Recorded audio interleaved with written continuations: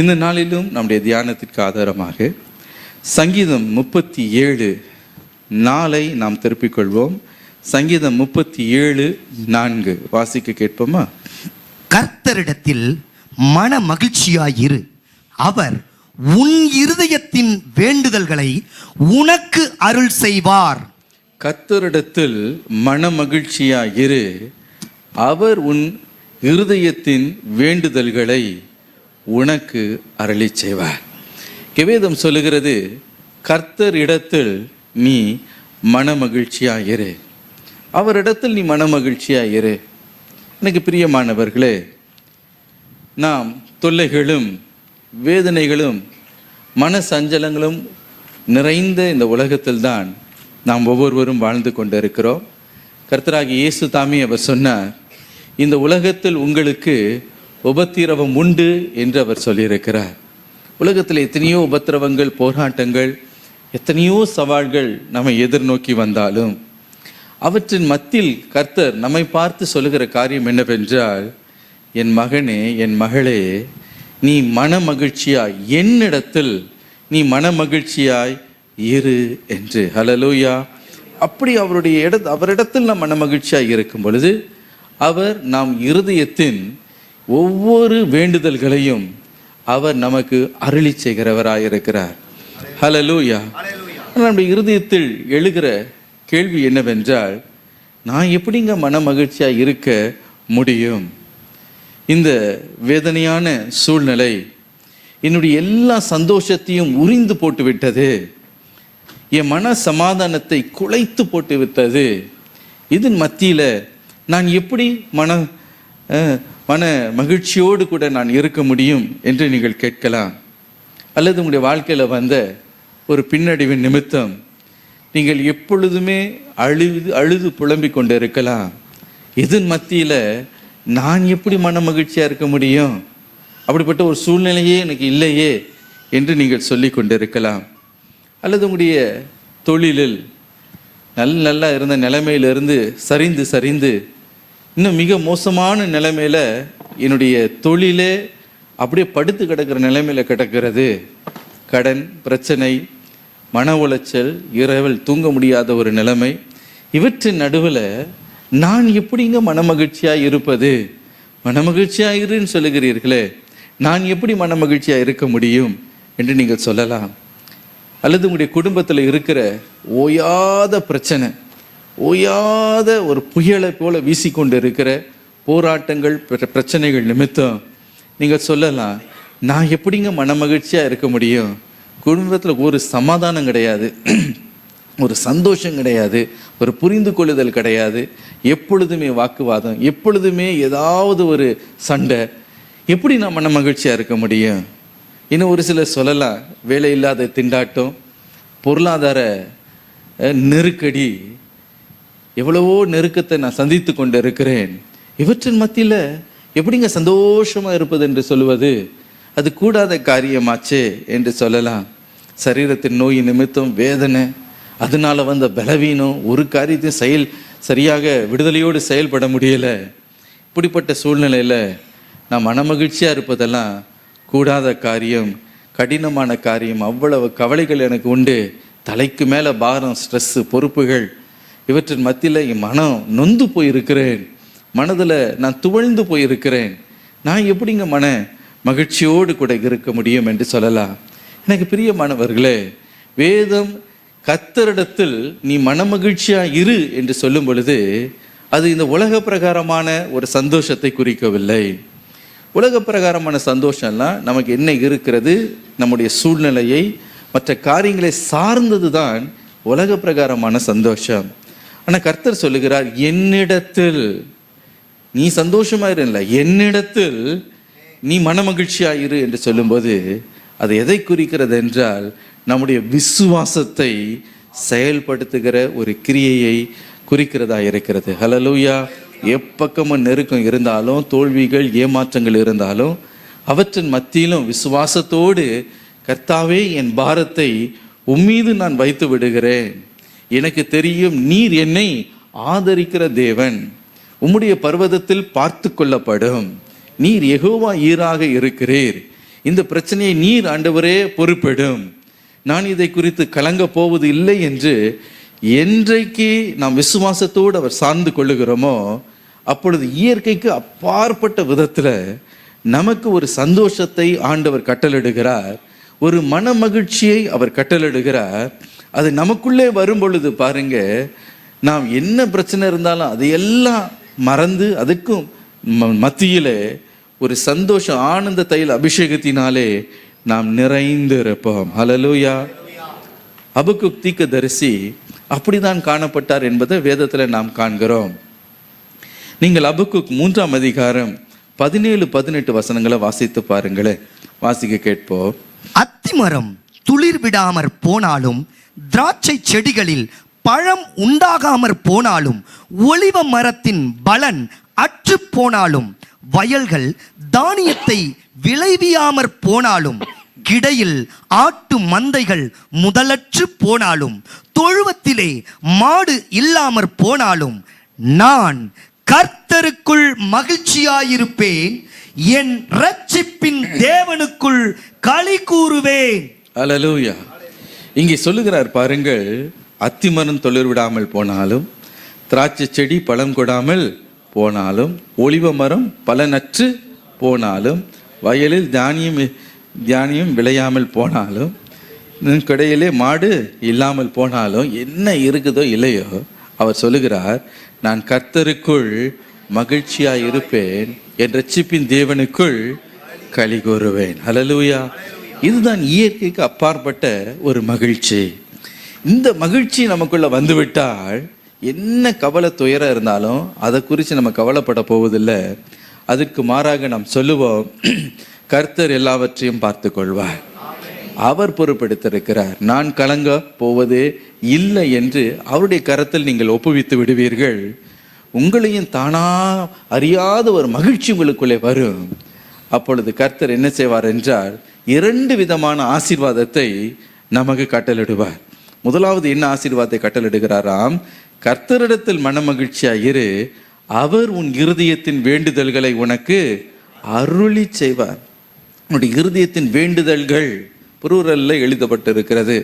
அதாவது ஒரு வேண்டுதல் இல்லை, எத்தனையோ வேண்டுதல்கள், எத்தனையோ வாஞ்சைகள் உன்னுடைய இருதயத்தில் இருக்கலாம்.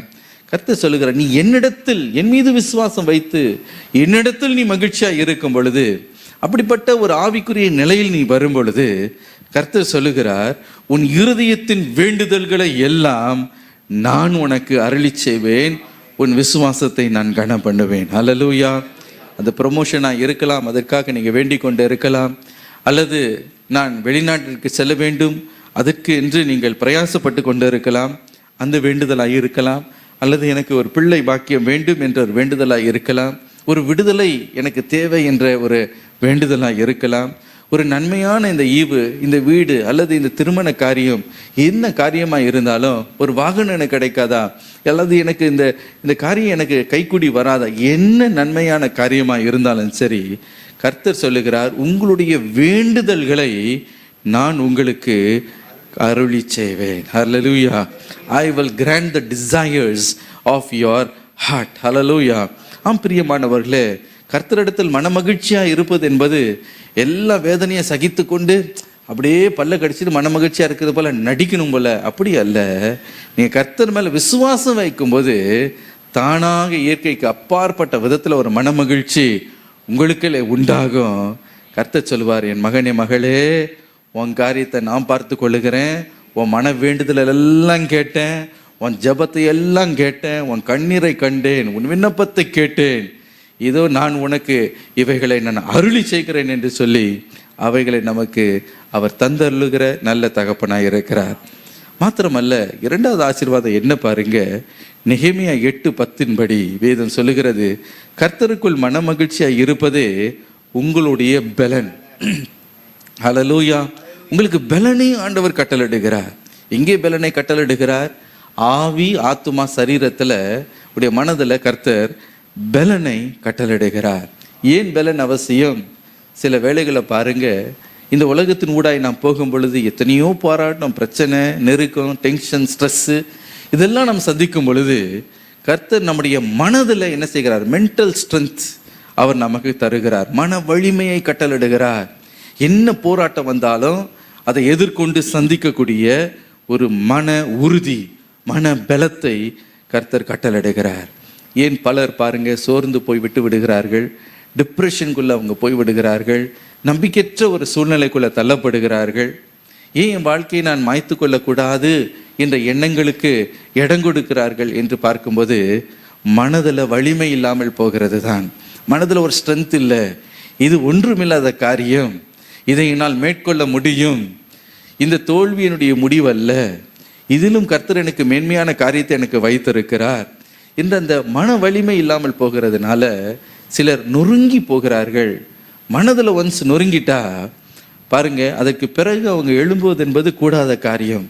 ஆகவே தான் சாத்தான் என்ன செய்கிறான்னா, மனதில் ஒரு இருளை கொண்டு வந்து, ஒரு நம்பிக்கையற்ற ஒரு சூழ்நிலையை கொண்டு வந்து அப்படியே சிலரை முடக்கி அவர்களை அழிக்கும்படிக்கு திருடன் திருடவும் கொல்லவும் அழிக்கவுமே வருகிறான். பலருடைய ஜீவனை அவன் அழித்து விடுகிறான். ஆகவே தான் கர்த்தர் சொல்லுகிறார், நீ என்னிடத்தில் மன மகிழ்ச்சியா இரு, நான் உனக்கு பலனை நான் கட்டளையிடுகிறேன். அல்லேலூயா. அந்த பலன் வரும் பொழுது மனதில் ஒரு பலன், என்ன பிரச்சனை வந்தாலும் ஃபேஸ் பண்ணுவேன் அப்படின்ற அந்த பலத்தை ஆண்டவர் கட்டளையிடுகிறார். மாத்திரமல்ல, சரீரத்திலையும் அவர் பலத்தை கட்டளையிடுகிறாராம். போராட்டம் பிரச்சனை வரும்போது பாருங்க, எங்க முதல் தாக்கம்னா சரீரத்தை அது தாக்கும். ஏன்னா நிறைய நேரத்தில் எவ்வளவு துக்கப்படுகிறோமோ, நிறைய டாக்டர் சொல்றாங்க நம்முடைய இம்யூன் சிஸ்டமே பாதிக்கப்படுதான். ஏனென்றால் நம்ம இம்யூன் சிஸ்டம் எதிர்ப்பு அந்த சக்தி சரீரத்தில் இருக்கிறதே, அதுவே ஒரு விதத்தில் பலவீனப்பட்டு போகிறதுனால நோயை எதிர்த்து நிற்பதற்கு பலருக்கு பலன் இல்லாமல் போகிறது. அதற்கு பிறகு பார்த்தீங்கன்னா நோய், டயபெட்டிஸ், ஹைப்பர் டென்ஷன், என்னென்னோ நோயெல்லாம் அடுத்து அடுத்து அடுத்து அடுத்து அவர்களுக்கு அவங்க அப்படியே முடங்கி போகிறாங்க. நரம்பு தளர்ச்சி, நியூராலஜிஸ்ட்டை பார்க்கணும், அவங்கள பார்க்கணும், இவங்கள பார்க்கணும், இப்படின்னு பல நோய்கள் விடுகிறதுனால நிறைய பேர் அந்த சரீர பலவீனத்திலிருந்து எழும்ப முடியாத ஒரு சூழ்நிலையில் தள்ளப்படுகிறதை நாம் பார்க்கிறோம். ஆகவே கர்த்தர் எங்க பலத்தை கட்டளையிடுகிறார் என்றால், உங்களுடைய சரீரத்தில் அவர் பலத்தை அவர் கட்டளையிடுகிறார். அல்லேலூயா. உங்களுடைய பலன் உங்களுக்கு கொடுக்கப்பட போகிறது. சரீரத்தில் ஆண்டவர் கொடுக்க போகிறார். ஆகவேதான் கர்த்தர் சொல்லுகிறார், நீ மன மகிழ்ச்சியாயிரு, என்னிடத்தில் மன மகிழ்ச்சியாரு, என் பிரசனன்ஸ், என்னுடைய பிரசனத்தில் நீ மன மகிழ்ச்சியாயிரு. உன் சரீரத்தில் இருக்கிற ஒவ்வொரு வேதனைகளையும் பலவீனங்களையும் நான் அகற்றி போட போகிறேன். ஹல்லேலூயா. மாத்திரமல்ல, ஆவியிலே ஒரு பலத்தை ஆண்டவர் நமக்கு கட்டளையிடுகிறார். மன சஞ்சலத்தினாலே வேதம் சொல்லுகிறது, நம்முடைய ஆவி முறிந்து போகிறதாம். ஆவி முறிந்து போகிறது. ஸ்பிரிட்ல ஒரு ஸ்பிரிச்சுவல் ஸ்ட்ரென்த் இல்லாமல் போகிறது. எப்போ ஸ்பிரிச்சுவல் ஸ்ட்ரென்த் இல்லாமல் போகிறதோ, சாத்தான் எளிதாய் அவர்களை தாக்கக்கூடிய ஒரு நிர்பந்தமான ஒரு நிலைமையில அவங்க தள்ளப்படுகிறார்கள். அப்படிப்பட்டவர்களால பாருங்க ஜெபிக்கவே முடியாது, அதிலும் அவர்களால் வேதத்தை வாசிக்கவே முடியாது. ஏனென்றால் அவங்களுடைய இருதயத்திற்குள்ள அவ்வளவு ஒரு ஆவிக்குரிய ஒரு சோர்வு, ஒரு பலவீனம் வந்துவிடும். அவங்க என்ன தெரியுமா நினைப்பாங்க, கர்த்தர் என்னை கைவிட்டு விட்டார், அவர் மறந்து விட்டார், அவர் அமைதியாக இருக்கிறார், அவர் கண்டு கொள்ளாதவரை போல இருக்கிறார், அவர் அக்கறையே இல்லாத தேவன் என்று நம்முடைய இருதயத்திற்குள்ள ஒரு சோர்வு வருகிறதுனால நாம் என்ன சொல்லுவோம், எலியா ஆவிக்குரிய ஒரு சோர்வுக்குள்ள தள்ளப்பட்ட போது அவன் புலம்பி சொன்னான், கர்த்தாவே என்னுடைய ஆத்துமாவை எடுத்துக்கொள்ளும், போதும் ஆண்டவரே, இந்த உலகத்தில் நான் வாழ்ந்தது எனக்கு வாழவே விருப்பம் இல்லை அப்படின்னு கர்த்தர் இடத்துல முறையிடுவார்கள். இன்னும் ஒரு சிலர் முழங்கால் படிக்கிட்டு ஜெபிக்கலாம் அப்படின்னு நினைச்சா கூட அப்படியே நினைச்சு உச்சி விட்டு இப்படி ஆயிடுச்சு அப்படி ஆயிடுச்சேன்னு பெருமூச்சு விட்டு கடைசியில் என்ன பண்ணுவாங்கன்னா, கொஞ்ச நேரம் ஜெபிக்கிறேன்னு சொல்லிட்டு ஆண்டவரை இன்னும் குறை சொல்லி இன்னும் புறங்கூறி எழுப்பி போயிடுவாங்க. ஏடப்போ எனக்கு ஜெபிக்கவே பிடிக்கல, வேதத்தை வாசிக்கலாம் திறந்தா ஒன்றும் கான்சென்ட்ரேட்டே பண்ண முடியல, அதில் எதுவும் படிக்கிற மாதிரி இருக்கு, என்னமோ படிக்கிற மாதிரி இருக்கு, ஒன்றும் விளங்காதது போல இருக்கு, அதில் இன்ட்ரெஸ்டே இல்லை அப்படின்னு ஒரு ஒரு ஒரு விரக்தியான ஒரு நிலைமையில தள்ளப்படுகிறோமே. அது வேற ஒன்றும் இல்லை, ஆவியில் நீங்கள் தோய்ந்து ஆவிக்குரிய பலவீனத்தை நீங்கள் சந்தித்து கொண்டு இருக்கிறீர்கள். ஒரு காலத்தில் ஆண்டவர்களை களி கூர்ந்தீங்க, மகிழ்ந்தீங்க, பலனுள்ளவர்களாக இருந்தீங்க. இப்போவோ ஒரு ஸ்பிரிச்சுவல் ஸ்ட்ரென்த் இல்லாமல் நீங்கள் கலங்கி போன ஒரு நிலைமையில் இருக்கிறீர்கள். எனக்கு பிரியமானவர்களே, ஆகவே தான் வேதம் சொல்லுகிறது, நெகேமியா 8ஆம் அதிகாரம் 10ஆம் வசனத்தில், கர்த்தருக்குள் மன மகிழ்ச்சியாக இருப்பதே உன்னுடைய பலன். அது ஒரு ஆவிக்குரிய பலனாக இருக்கிறது. ஹல்லேலூயா. ஆகவே இன்றைக்கு கர்த்தருக்குள்ள மனமகிழ்ச்சியாக இருக்கும் பொழுது கர்த்தர் பாருங்கள், ஒரு பக்கத்தில் உன்னுடைய மன வேண்டுதல்களை எல்லாம் அவர் உனக்கு அருளி செய்கிறார். மாத்திரமல்ல, நீ சந்திக்கிற எவ்வளோ பெரிய போராட்டங்கள், மலையை போல இருக்கிற பிரச்சனைகள், பெரிய அலையை போல எழும்பி வருகிற சீறி வருகிற போராட்டமாக இருந்தாலும் உங்களை பலப்படுத்திட்டா நீங்கள் என்ன நம்ம செய்வீங்க? அல்லேலூயான்னு சொல்லி அந்த அலையை அப்படியே தாண்டி குதிச்சிருவீங்க. அல்லேலூயா. எரிகோ கோட்டையை நீங்கள் என்ன பண்ணுவீங்க? உங்களுக்கு முன்பதாக மண்டிட்டு விழும்படி நீங்கள் அதட்டுவீர்கள். ஏனென்றால் அப்படிப்பட்ட ஒரு பலன் உங்களுக்குள்ள வந்துவிடும். பாருங்க, தாவீது சொல்லுகிறார், ஆவிக்குரிய பலன் வந்த உடனே அவருக்குள்ள பாருங்க உற்சாகம். உம்மாலே நான் ஒரு சேனைக்குள் பாய்வேன். சேனை வந்திருக்கு, ஒத்த மனுஷனா நிற்கிறாரு. நம்ம போல ஒரு மனுஷனாக இருந்தால் நினைப்போம், அவ்வளோதான் முடிஞ்சிருச்சு கதை, அவ்வளோதான் ஐயோ முடிஞ்சிருச்சு. ஆனால் இவர் ஆவிக்குரிய பலன் உள்ளே இருக்கிறதுனால சேனையும் வந்து நின்னாலும் இந்த ஒரு மனுஷனா பாருங்க அந்த சேனைக்குள்ளே பாய்வாராம். ஓடி போய் இவர் பாய்வாராம். சிம்சோன் பாருங்க, ஒரே மனுஷன்தான், ஆவிக்குரிய பலன் அவனுக்குள்ளே வந்தது. தாடை எலும்பு எடுத்தார் கையில், அவ்வளோதான். 1000 பிலிஸ்தியர் என்ன பண்ணார்? சின்ன பின்னமா நொறுக்கி போட்டார். அது ஆவிக்குரிய பலன். எவ்வளோ பெரிய பிரச்சனை வராதுன்னு சொல்லலை, வரும். பெரிய பிரச்சனை வந்தாலும் சரி, அது பெரிய பர்வதத்தை நீங்கள் சந்தித்தாலும் சரி, நீ பெயர்ந்து நடுக்கடலில் சமுத்திரத்தில் நீ தள்ளுண்டு போன்னு சொல்லுவீங்க. அந்த பலத்தை ஆண்டவர் உங்களுக்கு கட்டளிட போகிறார். ஹல்லேலூயா, ஹல்லேலூயா. எனக்கு மழையே வரக்கூடாது, போராட்டமே வரக்கூடாது, சேனையே எழும்பக்கூடாது, அதெல்லாம் இல்லை. ஆனால் பலத்தை கொடுத்துருவார். மகனே, இப்போ பாரு, நீ இதை மேற்கொள்ள போகிறாய்.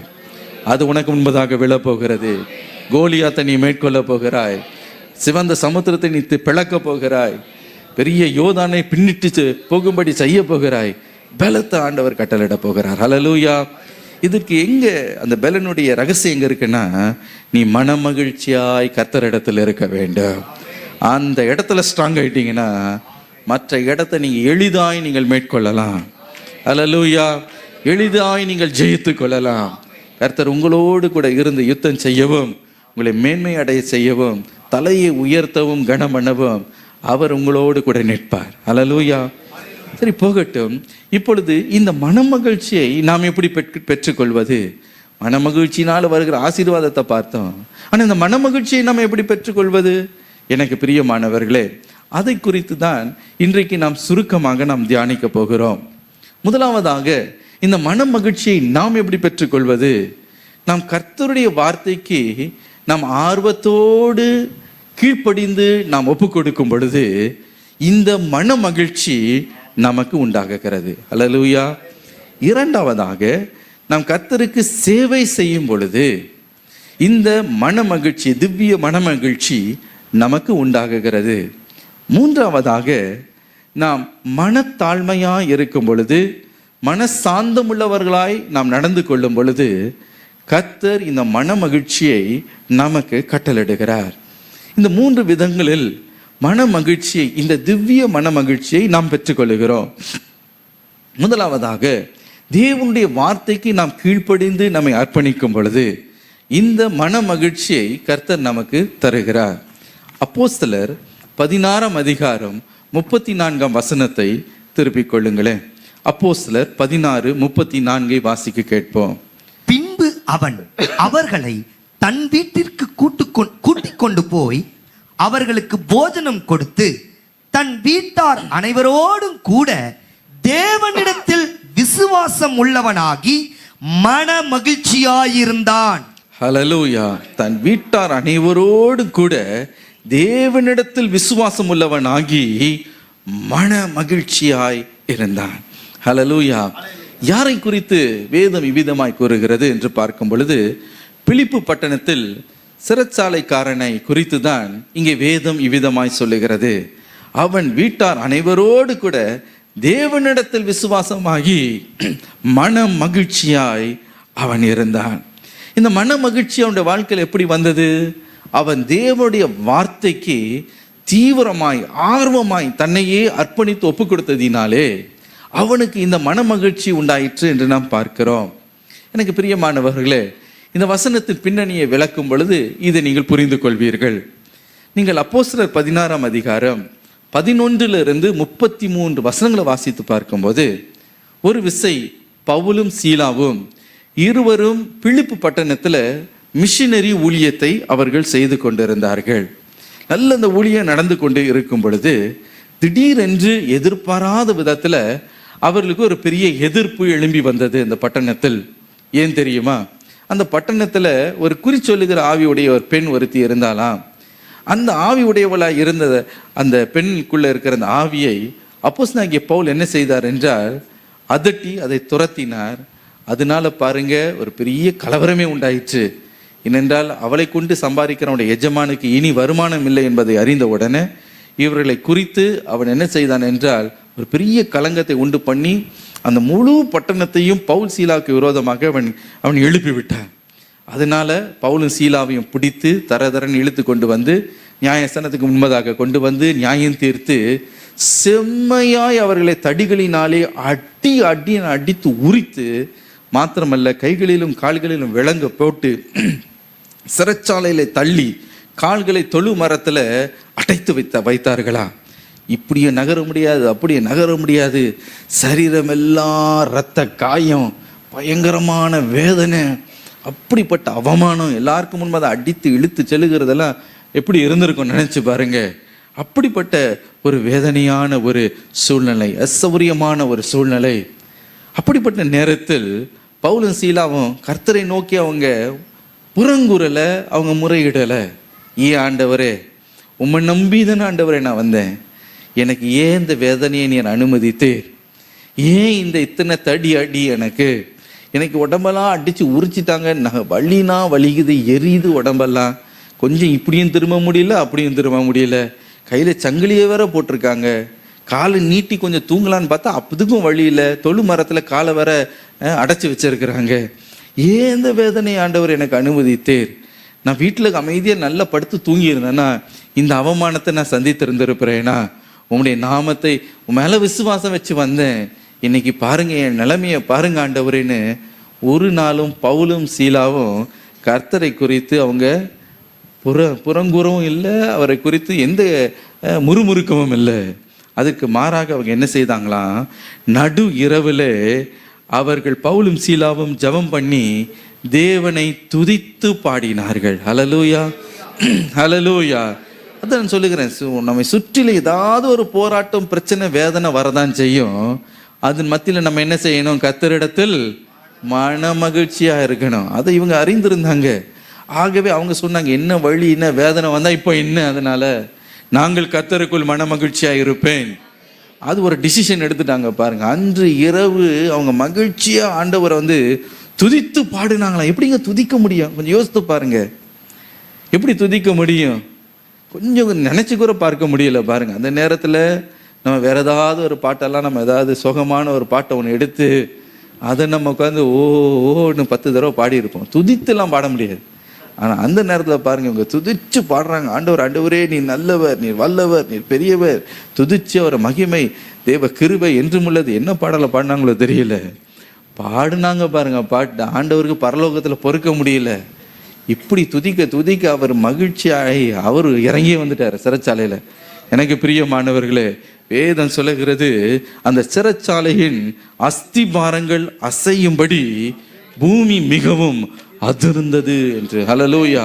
பூமி அதிர்ந்ததினாலே அவர் கைகளில் இருக்கிற எல்லாம் சங்கிலிகள் எல்லாம் கட்டவிழ்க்கப்பட்டது, கால்களில் இருக்கிற தொழுமரலம் எல்லாம் அது கட்டவிழ்க்கப்பட்டது, எல்லாம் கட்டுகள் கலண்டு போயிற்று என்று நாம் பார்க்கிறோம். கதவுகள், அடைப்பட்ட கதவுகள் எல்லாம், சிறைச்சாலையின் கதவுகள் எல்லாம் திறக்கப்பட்டது என்று நாம் பார்க்கிறோம். அப்படி ஒரு பூமி அதிர்ச்சி. இந்த பூமி அதிர்ச்சியில் பாருங்க, அந்த பிலிப்பு, அந்த சிறைச்சாலைக்காரன் தூங்கிட்டு கொண்டிருந்திருப்பான்னு நினைக்கிறேன். அடிச்சு பிடிச்சி எழும்பி வெளியில ஓடி வந்து பார்த்தா சிறைச்சாலை கதவெல்லாம் திறந்து இருக்கு, சங்கிலிகள்லாம் அவிழ்க்கப்பட்டு கிடக்குது. உடனே நினைச்சான், அவ்வளவுதான், பவுலும் சீலா எல்லாம் ஓடிட்டாங்க போல இருக்கு வெளியில அப்படின்னு. ஐயோ, என் நிலைமை என்ன ஆகுமோ? மேல் அதிகாரிகளுக்கு நான் என்ன பதில் சொல்லுவேன்? அந்த நாட்களில் ஒரு கைதியை அவங்க வெளியில போக விட்டுட்டாங்கன்னா அன்னைக்கு மரண தண்டனை தான் கிடைக்கும் அந்த சிறைச்சாலை தலைவனுக்கு. ஆகவே பயத்தில் அவன் என்ன செய்வதுன்னு தெரியாமல் அவ்வளோதான், வாழ்க்கை முடிஞ்சு போச்சு. இனிமேல் சித்திரவதைப்பட்டு நம்ம கொலை செய்யப்படுவதற்கு பதிலாக என் உயிரை நானே மாய்த்து கொள்ளட்டும் என்று சொல்லி தன்னுடைய பட்டயத்தை எடுத்து ஓங்கி தன்னை குத்தி கொள்வதற்கு பட்டயத்தை ஓங்கின பொழுது திடீரென்று அந்த சிறைச்சாலைக்குள்ள இருந்து ஒரு பெரிய சத்தம் உண்டாயிற்றாம். பவுல் சத்தமிட்டு சொன்னார், நீ உனக்கு எந்த சேதமும் செய்து கொள்ளாதே, don't to anything evil for yourself, உன்னையே கொலை செய்து கொள்ளாதே என்ற சத்தம் கேட்டது. ஆச்சரியம், என்ன அப்படின்னு, நாங்கள் எல்லாம் அங்கே தான் இருக்கிறோம் அப்படின்னு சொன்ன உடனே அந்த சிறைச்சாலைக்காரன் கையும் ஓடலை காலம் ஓடலை, ஒரு காரியத்தை அறிந்து கொண்டான். நம்ம நல்லா அடின்னு அடித்த, நம்ம சிறைச்சாலையில் போட்ட இந்த மனிதர்கள் தேவ மனிதர்கள். ஹல்லேலூயா. ஓடி வந்து ஆண்டவரே, ஆண்டவர் மாறே, நான் ரட்சிக்கப்படுவதற்கு நான் என்ன செய்ய வேண்டும் என்று அந்த இரவு நேரத்தில் கேட்கிறார். நடு இரவில் பாடி இதெல்லாம் நடக்கும்போது எல்லாம் 1 மணி இருந்திருக்கும், 12:30 மணி இருந்திருக்கும் பாருங்க. அப்போ பவுல் அப்போஸ்தலன் என்ன செய்தாராம்? அப்போஸ்தலர் 16ஆம் அதிகாரம் 32ஆம் வசனத்தில், அவனுக்கும் அவன் வீட்டில் இருந்த யாவருக்கும் கர்த்தருடைய வசனத்தை போதித்தார்கள். கர்த்தருடைய வசனத்தை இரவு நேரத்திலே போதித்தார்கள். ஹல்லேலூயா. பிலிப்பும் அந்த பிலிப்பு பட்டணத்தில் இருக்கிற அந்த சிறைச்சாலைக்காரனும் அவனோடு கூட இருக்கிற எல்லாம், அவனுடைய மனைவி, பிள்ளைகள், சொந்தக்காரங்க யாரெல்லாம் இருந்தாங்களோ எல்லாம் தேவனுடைய வசனத்தை அவர்கள் இரவு கேட்டார்களாம். கேட்டது மாத்திரமல்ல, அந்த இரவே எந்த காலந்தாமதம் இல்லாமல் தேவனுடைய வார்த்தைக்கு முழுமையாக தானும் தன் குடும்பத்தாரும் கீழ்ப்படிந்து அவர்கள் அர்ப்பணித்தார்கள். ஹல்லேலூயா. 33ஆம் வசனத்தை வாசித்து பார்க்கும் பொழுது, அன்று இரவே உடனே அவனுடைய முழு குடும்பமும் அவர்கள் ஞானஸ்தானத்தை அவர்கள் பெற்றுக்கொண்டார்கள். எப்போ? ராத்திரி 1 மணி 2 மணி இருக்கும் பாருங்க. அந்த நேரத்தில் யாராவது ஞானஸ்தானம் கொடுப்பாங்களா? சும்மாவே குளிரும். குளிர் காலத்தில் நாம இருந்தால் என்ன சொல்லியிருப்போம், இன்னும் ஞானஸ்தானம் பரவாயில்ல, பவுல் பிஸியில் உங்களுக்கு வேறு ஏதாவது அப்பாயின்மெண்ட் இருக்கா? இல்லையே, நீங்கள் தூங்குங்க சிறைச்சாலையில், நாளைக்கு காலையில் எங்களுக்கு ஞானஸ்தானம் கொடுத்துருங்க அப்படின்னு சொல்லி இருந்திருப்போம். ஆனால் இந்த சிறைச்சாலைக்காரன் பாருங்க, அன்று இரவே, அப்போனா உடனடியாக ஆண்டுடைய வார்த்தைக்கு தீவிரமாக கீழ்ப்படிந்து ஒப்பு கொடுப்பதற்கு காலந்தாமதம் இல்லாமல், சாக்குப்போக்கு இல்லாமல் அன்று இரவே தன்னை அவன் ஒப்பு கொடுக்கிறான். ஹல்லேலூயா. நாம இருந்தோன்னா 9 மணிக்கு மேலே கொஞ்சம் நல்ல சூரியன் எழும்பின பிறகு இந்த இரவு நேரத்தில் இப்போ நீங்கள் ஞானஸ்தானம் கொடுத்தீங்கன்னா ஜலதோஷம்லாம் வந்துடுங்க. சில நேரத்தில் ஹீட்டர் இருக்காது, குளிக்கணும். குளிர் காலத்தில் பார்த்தீங்கன்னா கொஞ்சம் தண்ணி எடுத்து காலை ஊற்றணும். ஐயோ, அவரை கொஞ்சம் எடுத்து முதுகில் ஒரு சைடு, ஐயோ, அப்புறம் ஒரு பெரிய தம்மு, ஒரே ஊற்றிட வேண்டியதான். ஆனால் இவர் அந்த பவுல் அப்போ அதில் ஒன்றுமே சொல்லலை. அந்த இரவு நேரத்திலே முழுக்கு ஞானஸ்தானம் பாருங்க, அதெல்லாம் இந்த குளிர் ஒன்றுமே பொருட்படுத்தலை.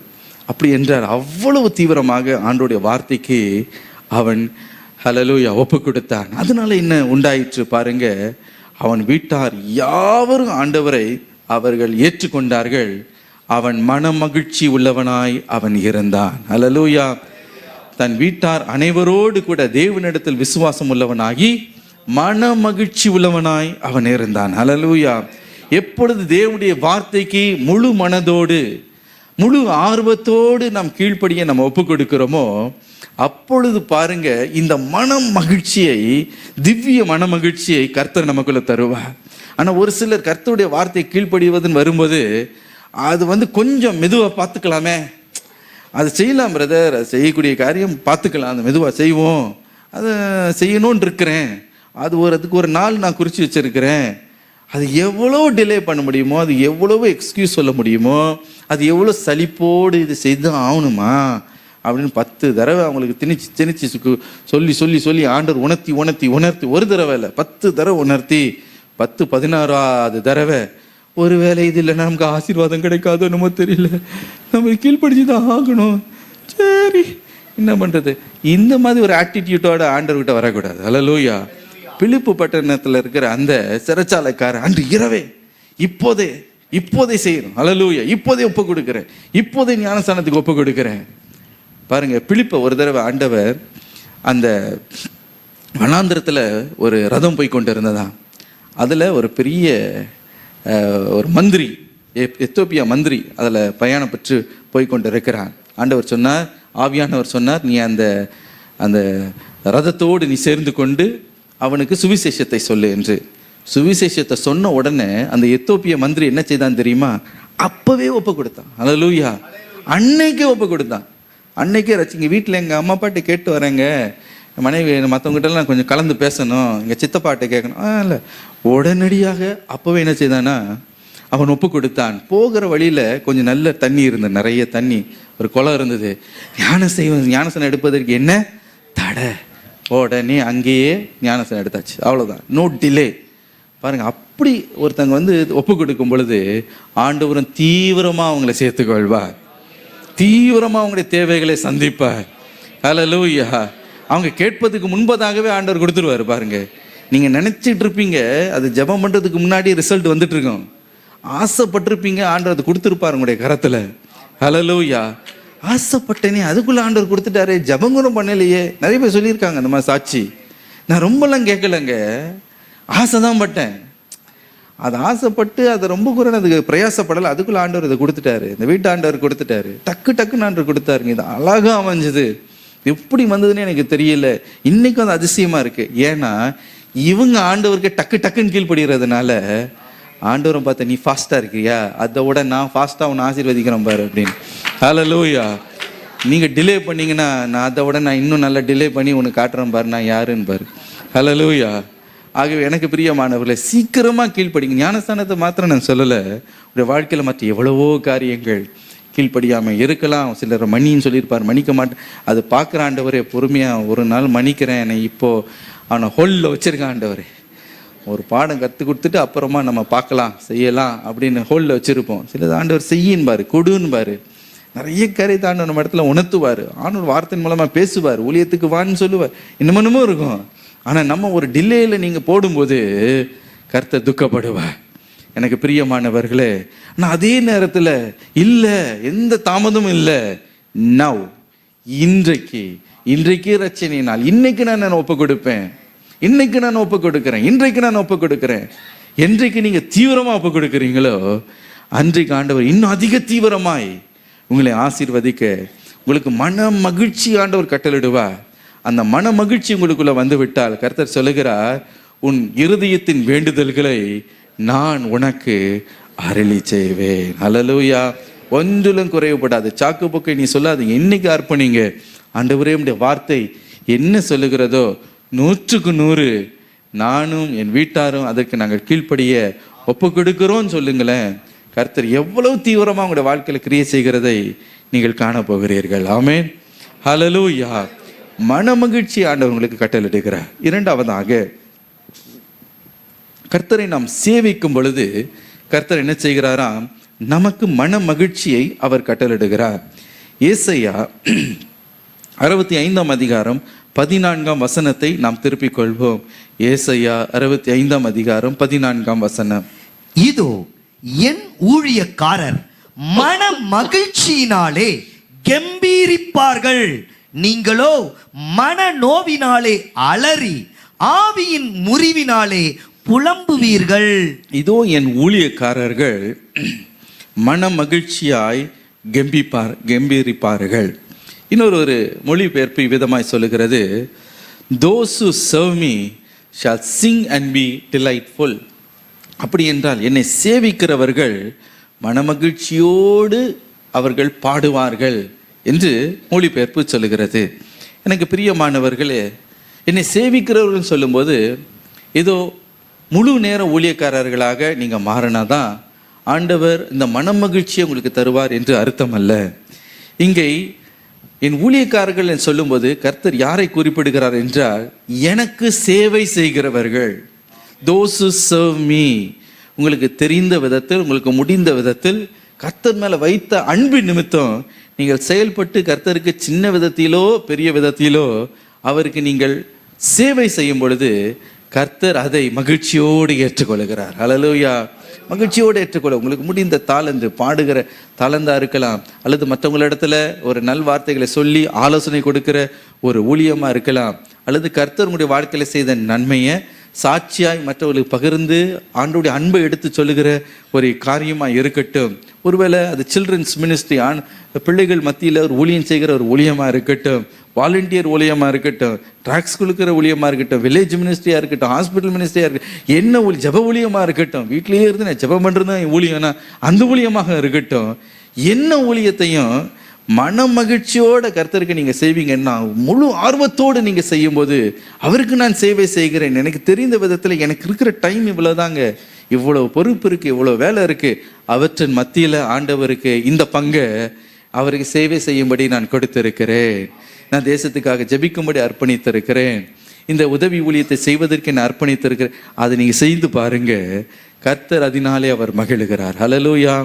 அவர் என்ன சொல்லுகிறார்? என்னுடைய ஊழியக்காரர்கள் அவர் மகிழ்ச்சி அடைந்து அவர்கள் கெம்பீரித்து பாடுவார்கள். ஹல்லேலூயா. ஆம் பிரியமானவர்களே, ஒரு தெய்வீக ஒரு சந்தோஷம் உங்களுக்குள்ளே, ஒரு மன மகிழ்ச்சி உண்டாகும்.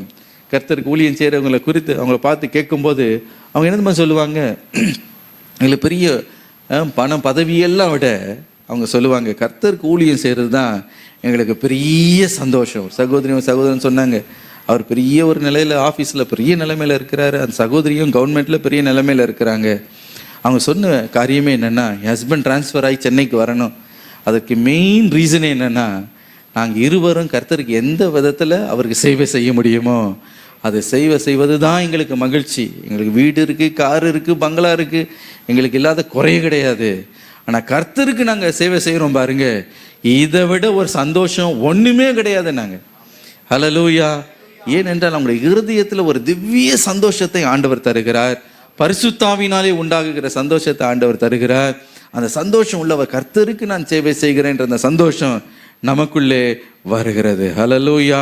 அப்படி வரும்பொழுது கர்த்தர் நம்மை பார்த்து சொல்லுகிறார், உன்னுடைய மன வாஞ்சைகள், உன்னுடைய வேண்டுதல்கள் என்னவா இருந்தாலும் நான் அதை அருளி செய்ய போகிறேன். ஹல்லேலூயா. ஆனால் அதே நேரத்தில் கர்த்தருக்கு ஊழியம் செய்வதோ, கர்த்தர் ஊழியம் செய்வது ஒரு அசதியாக செய்வதையும், அதையும் அசட்டையாக செய்வதையும், வேண்டா வெறுப்போடு செய்வதையும், அப்படி செய்வர்களை குறித்து எஸ்ஐ 65:11 சொல்லுகிறது போல, மன நோவினால அலறி ஆவி முறிவினாலே புலம்புவார்கள் என்று வேதம் எச்சரிக்கிறது. ஆனால் அதே நேரத்தில் இன்றைக்கு ஒரு தீர்மானத்தை செய்யுங்க. யோசுவாவும் அவருடைய குடும்பத்தார் என்ன செய்தார்கள்? யோசுவா 24:15 படி, நானும் என் வீட்டாருமோ என்றால் கர்த்தரையே சேவிப்போம். ஹல்லேலூயா. அப்படி முழு மனதோடு கர்த்தரை நாம் சேவிக்கும் பொழுது இந்த திவ்ய மகிழ்ச்சியை ஆண்டவர் அவர் அபரிவிதமாய் கட்டளிட அவர் ஆயத்தமாய் இருக்கிறார். இயேசு சொன்னார், யோவான் 12:26 ஒருவன் எனக்கு ஊழியம் செய்தால் பிதாவானவர் அவனை கனம் பண்ணுவார். கர்த்தர் கனம் பண்ணுவாரா? கனம் பண்ண மாட்டாரா? நிச்சயமாய் உங்களை கனம் பண்ணுவார். ஏதாவது ஒரு விதத்தை உங்களை கனம் பண்ணுவார். உடைய மன வாஞ்சைகளை, மன வேண்டுதல்களை அவர் உங்களுக்கு அருளி செய்ய வல்லமை உள்ள தேவன். ஹல்லேலூயா. கர்த்தரிடத்தில் மன மகிழ்ச்சியாய் இரு, அவர் உன் இருதயத்தின் வேண்டுதல்களை உனக்கு அருளி செய்வார். இந்த மன மகிழ்ச்சி ஆண்டவர் உங்களுக்கு தருவார். ஹல்லேலூயா. இன்றைக்கு சொல்லுங்க, ஆண்டவரே உமக்கு நான் சேவை செய்ய போகிறேன். எனக்கு இருக்கிற தாளந்து, எழுதுகிற தாளந்தா இருந்தா அது ஆண்டவருக்கு நீங்கள் உபயோகப்படுத்த போறீங்க. பாட முடியுமா? ஆண்டவருக்காக பாடுங்க.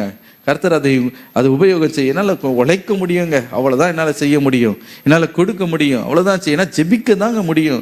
வாட் எவர் இட் இஸ், உங்களுடைய தகுதியின் பிரகாரம் கர்த்தருக்கு முழு மனதோடு செய்யும் பொழுது மன மகிழ்ச்சி ஆண்டவர் தரப்போகிற ஒரு திருப்தி, ஒரு நிறைவு.